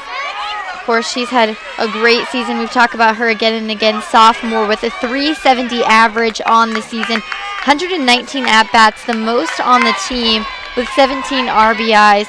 So she will look to get on base, carrying that momentum from that home run here. First pitch inside, ball 1.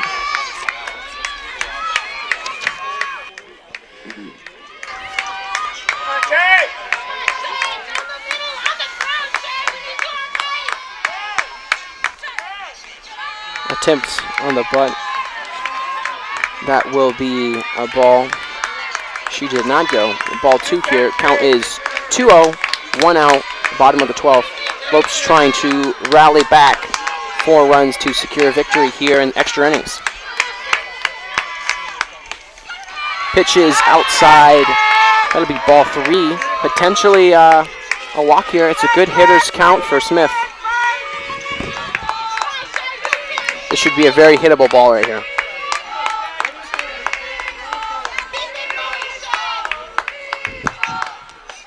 Just outside, and she will get to walk. It's going to be ball 4. Lopes are on track for a comeback here, playing some good softball. Second baseman, Camry Wortman. Camry Wortman in the box for the Lopes at bat.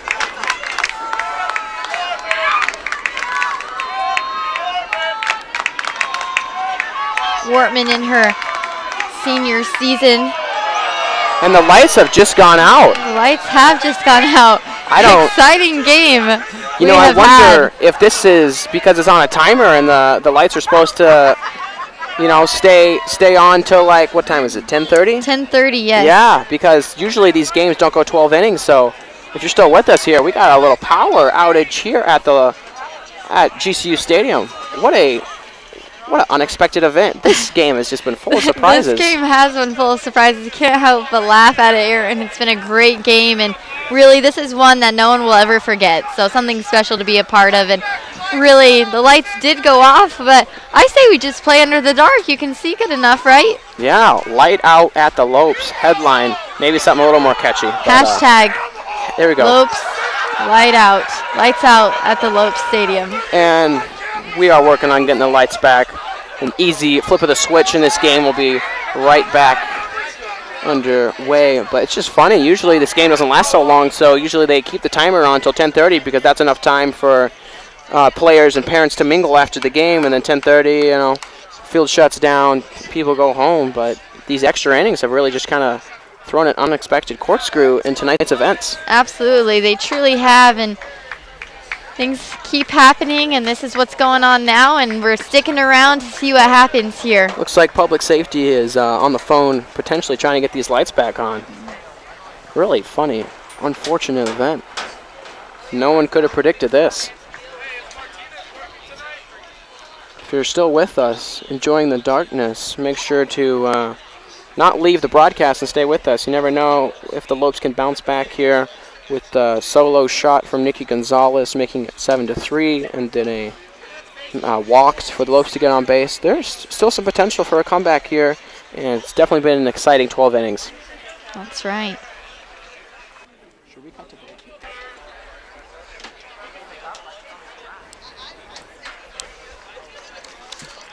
You know, I wonder if we can get enough cars and maybe get some car light action here. A little bit of that might be exciting. High school under Everyone the lights. Could just, open their phones or do some lighters or something. That might make a headline there, but still working to get the lights back on. We haven't made ESPN yet for this game. I think we should with a light out. Yeah, definitely. It's like a lockout, but a light out. Softball light out. Some exposure that we weren't quite expecting here. Maybe a couple of hashtags, a couple of fame, some interesting events here. But where's the Havocs when you need them? Seriously, the Havocs. They could go out there and do some dances or something. Yeah, well, I don't know if the dark, maybe, a glow, get some glow outfits, you know, something like that. We are still experiencing a light out issue here. This is very funny, very crazy. Make sure to stick with us. We're going to get it back on shortly.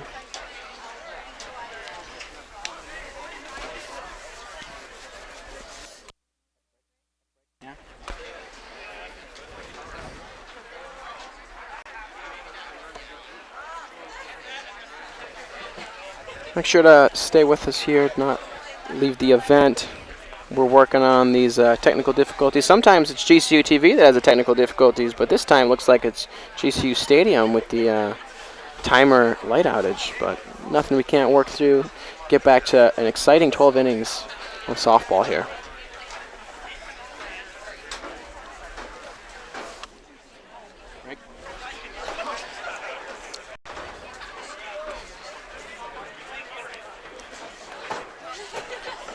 Looks like we're going to send you guys to break real quick, and hopefully by the time you guys come back, we have the lights on, we can give you some more softball action.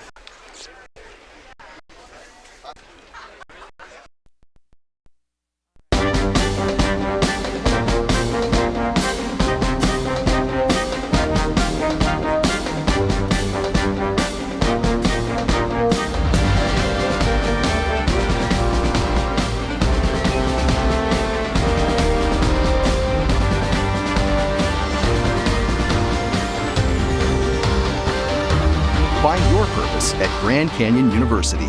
Private, Christian, affordable. Visit gcu.edu.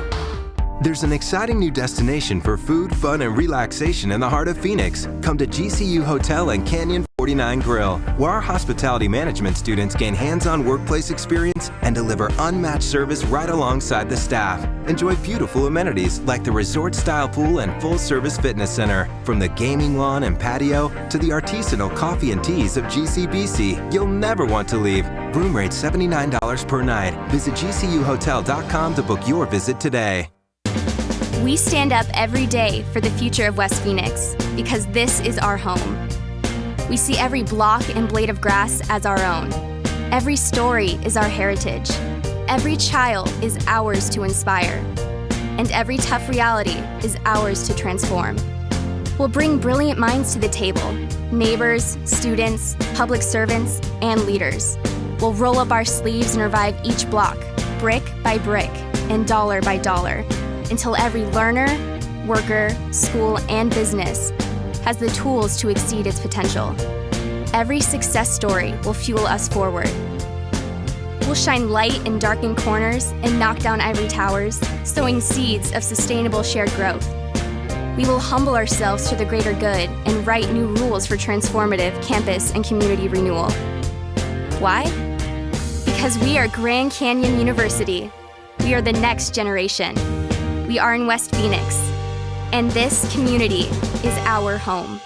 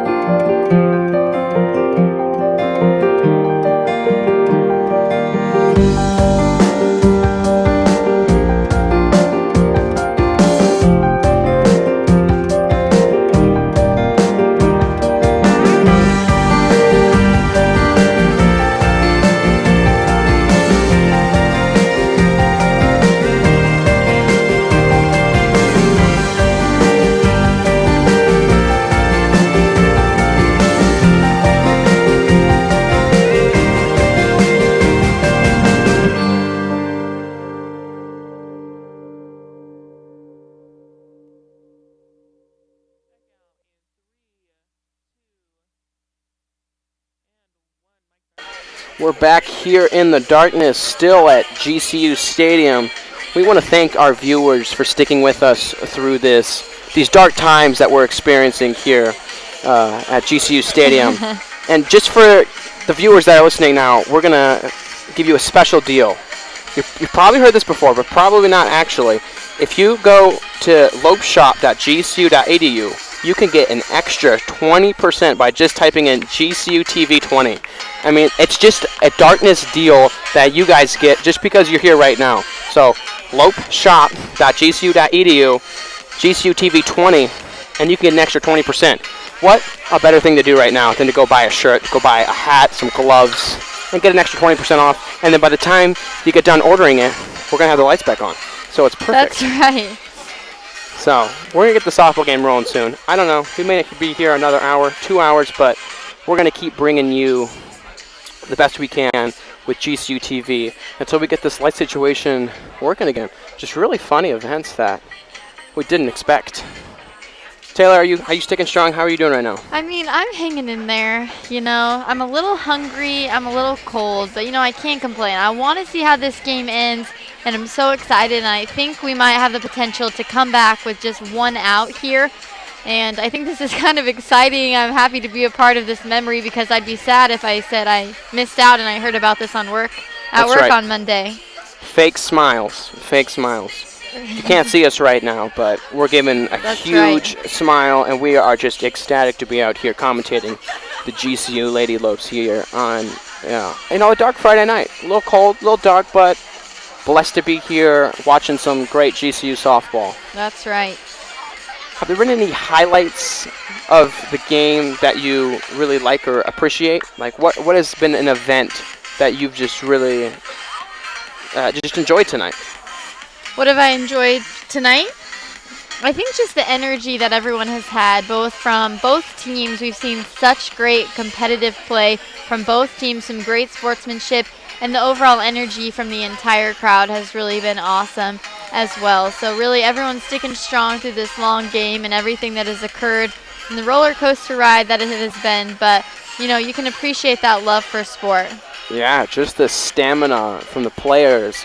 And not only the players and the pitchers, but the fans, you know what I mean? Sticking tough and supporting their teams. You know, that's what it's all about. It's all about family coming and supporting and friends, and it's been a really fun night. And if you're not here, I hope you're on the broadcast listening, because it's just been a really special event. Even if the Lopes don't get the victory, it's just been a roller coaster ride, like you said. Absolutely. That was definitely worth just being there for. And if anything, this is probably a record for the Lopes for extra innings for softball. So. Oh yeah, I believe it is. The Red Hawks are going to start to think that we're really just, you know, trying to extend this game so that they don't take this one. But yeah, a publicity stunt pulled by GCU.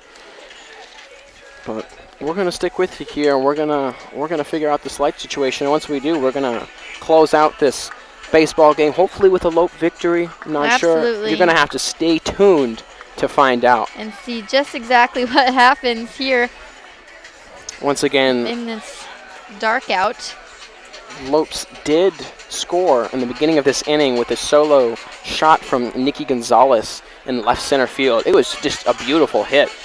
She just got full contact, great swing, great power, and sailed that ball. It would have been nice to see it a couple innings sooner, you know, because that would have been a walk-off victory. But, hey, I'll take the runs where we can get them. That's right. Lopes on the road to a comeback here, 7-3.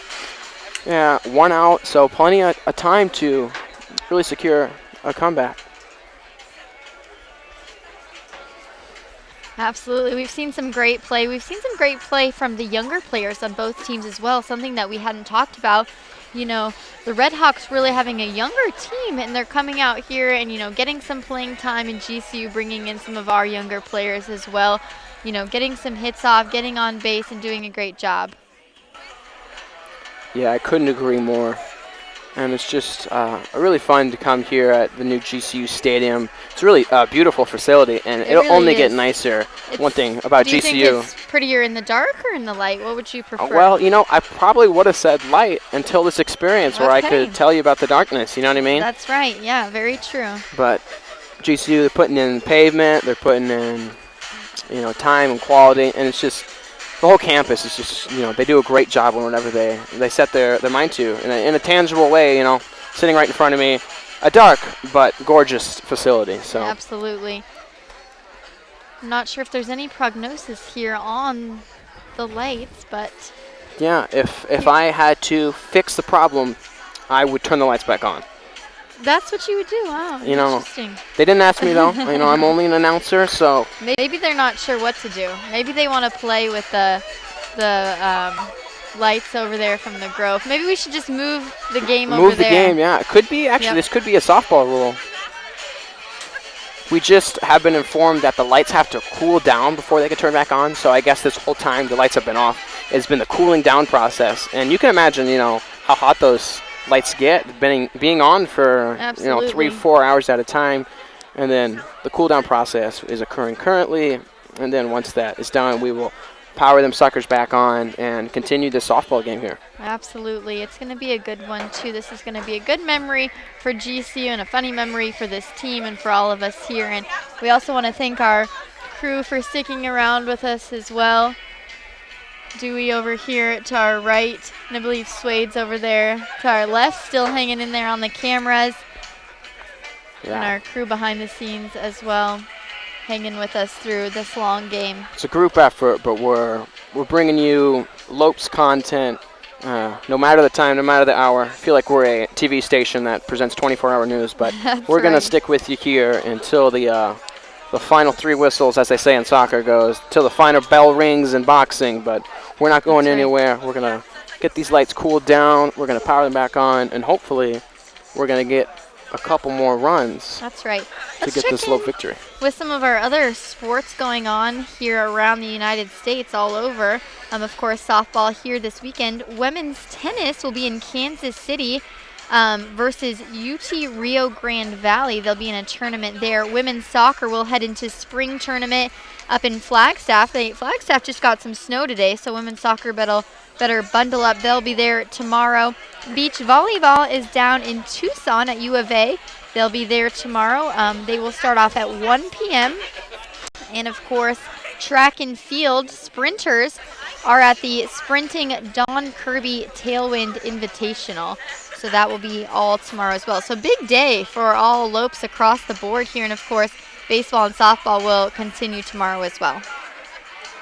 Now the lights are powering back on, we see. We're gonna toss you to a break really quick, but by the time you get back, I believe that these lights are gonna be powered back on, and we're gonna get this softball game back underway. All right, we'll be back right in a few. You're watching GCU TV. Make sure to stick around. Indoor couldn't really gone any better. We were able to defend both our men's and women's titles at the WAC conference level. Difficult to win any championship at this level, but especially when you got a target on your back. We weren't sneaking up on anybody, so to be able to come and perform the way we did throughout the weekend and to defend both those championships, I couldn't be prouder of both our men and women's teams.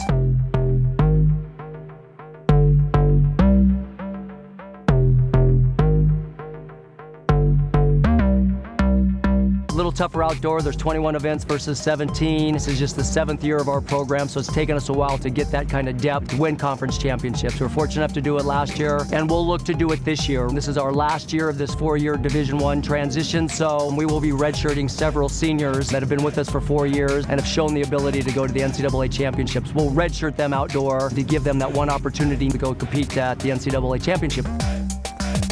Contributed to our success has usually been our sprints, hurdles, and jumps area. But it's finally nice to see our multi-event, our pole vaults, and our hurdlers competing at that elite level. And our distance kids are scoring a lot more points for a more well-balanced attack. So those have been our strengths. We'll look for big points again from the jumpers, sprinters, and hurdlers, but it's sure nice to see our throwers scoring 18 points in a single event, and our distance kids coming back scoring like 10 points per distant event. Our goal this outdoor season is to repeat as conference champs. Again, we won't sneak up on anybody. Redshirting a few superstar athletes will make that even more difficult, but I do think we're not going to concede anything. We're going to go leave it all on the track, give 100%. We're going to go to win the thing.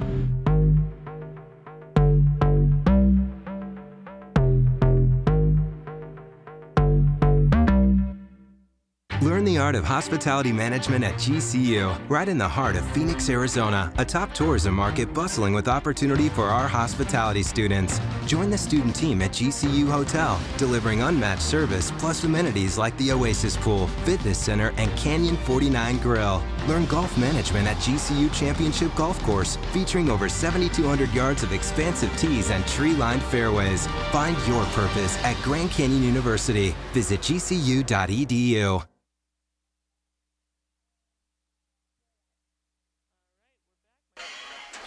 There is light at the end of the tunnel here at GCU Stadium. The lights are powered back on, and looks like some GCU softball is going to be underway. You know what? It was a little intermission, a little bit of a dark time in our broadcast, but we're bringing it back to you, and I think we're going to get some bats cracking, and I think we're going to see a GCU comeback here. What do you think, Taylor?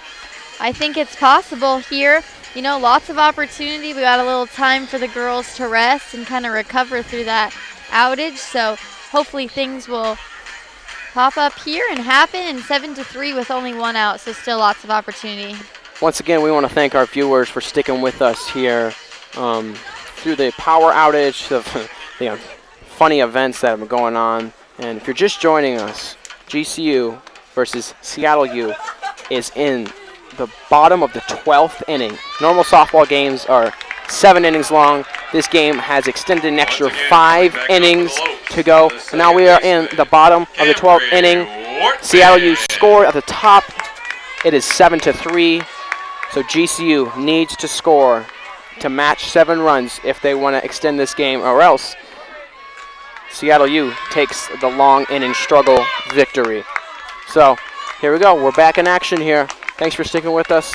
Hopefully you got a good snack in your belly. You're ready to watch some Lope softball and just witness this incredible, heroic game of a Lope comeback victory here. Camry Wortman will take strike one. The count is 0-1, 1 out, 1 runner on first base.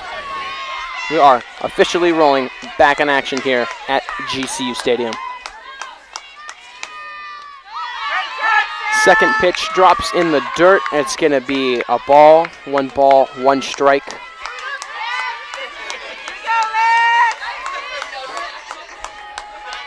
Camry Wortman, 363 on the season, very impressive. She's had a great senior season as we Camry spoke Wortman, about. chopper to second base. They're going to try to turn 2, but they're only going to get 1 out here. So now 2 outs here. A runner tries to advance to second, but Seattle U does a good job of cutting off the Lopes. 2 outs, 1 runner on. This brings up third baseman Sierra Smith, who's actually had a very well game defensively. She's made a lot of nice plays, a lot of nice scoops and catches, and let's see if she can get the bat rolling here for the Lopes. 2 outs here, so a chopper to any base or a pop out ends the game, and the crazy journey here for the Lopes. Let's see what happens. Ball in the dirt. Great scoop by Sarah Dominguez. Really had some nice plays here for the Red Hawks. They really have, and of course 2 outs, but still an opportunity here. Wortman on first. Ball outside. The count is 2-0 with 2 outs. And if anyone's going to come in here and, you know, try to capitalize on a play here and get Wortman in with an RBI, it's going to be Smith right down Smith the with center. a base hit.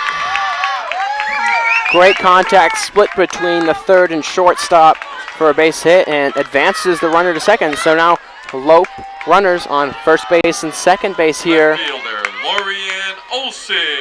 Home run makes it a 1-point deficit here. So the Lopes are doing a good job of working their way back into this game. 2 outs, Absolutely. so it puts a little bit of pressure on them, but we will see what happens right here.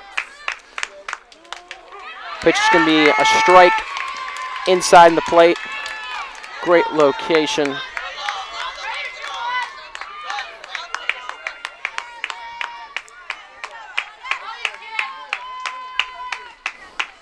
Looping a blast, and it is tied. Just need a base hit here and then a home run. Get some quick runs. Go home with a Lope victory. Stay tuned. 1-1 count. Lorianne Olson, one of those freshmen that we were talking about. 324 on the season. Strike is called on the outer rim of the strike zone. Could have gone either way. Turns out to be a strike. 1-2, 2 outs. This could be the last pitch of the game. It's going to be a chop foul. She will remain alive. 1-2, 2 outs. Bottom of the 12th inning. Lopes on first and second base. Have some run scoring potential here, but we got to put the ball in play. Lorianne Olson, potentially the last batter here for the Lopes. Ball outside, turns the count 2-2. She needs to stay alive here. This is the last little effort that we have here. If she can get a homer, that's the best opportunity that we're going to have. Swing and a miss, that'll do it for the Lopes. We have had a crazy game that has extended 12 innings. We've had a power outage, we've had hits, we've had crazy fans, we've had it all. This has been such a game, and I'm so glad that you viewers could be here to witness it. Final score is 7-3 in favor of Seattle. They take a sweep tonight with a doubleheader. They won the first game and they win the second game. GCU Lope falls twice, especially after falling twice to Arizona. So they're on a 4-game losing streak right now. Are looking to snap back tomorrow against Seattle U again, and that game will be at 5 p.m. We want to make sure you guys are following Grand Canyon on Twitter, Facebook, and Instagram, and don't forget to subscribe to our YouTube channel at youtube.com/GCU. I'm Aaron Gina with Taylor Bond. We thank you for watching GCU TV, being with us. Let us being in your part of your life this evening. Have a great night, and go Lopes.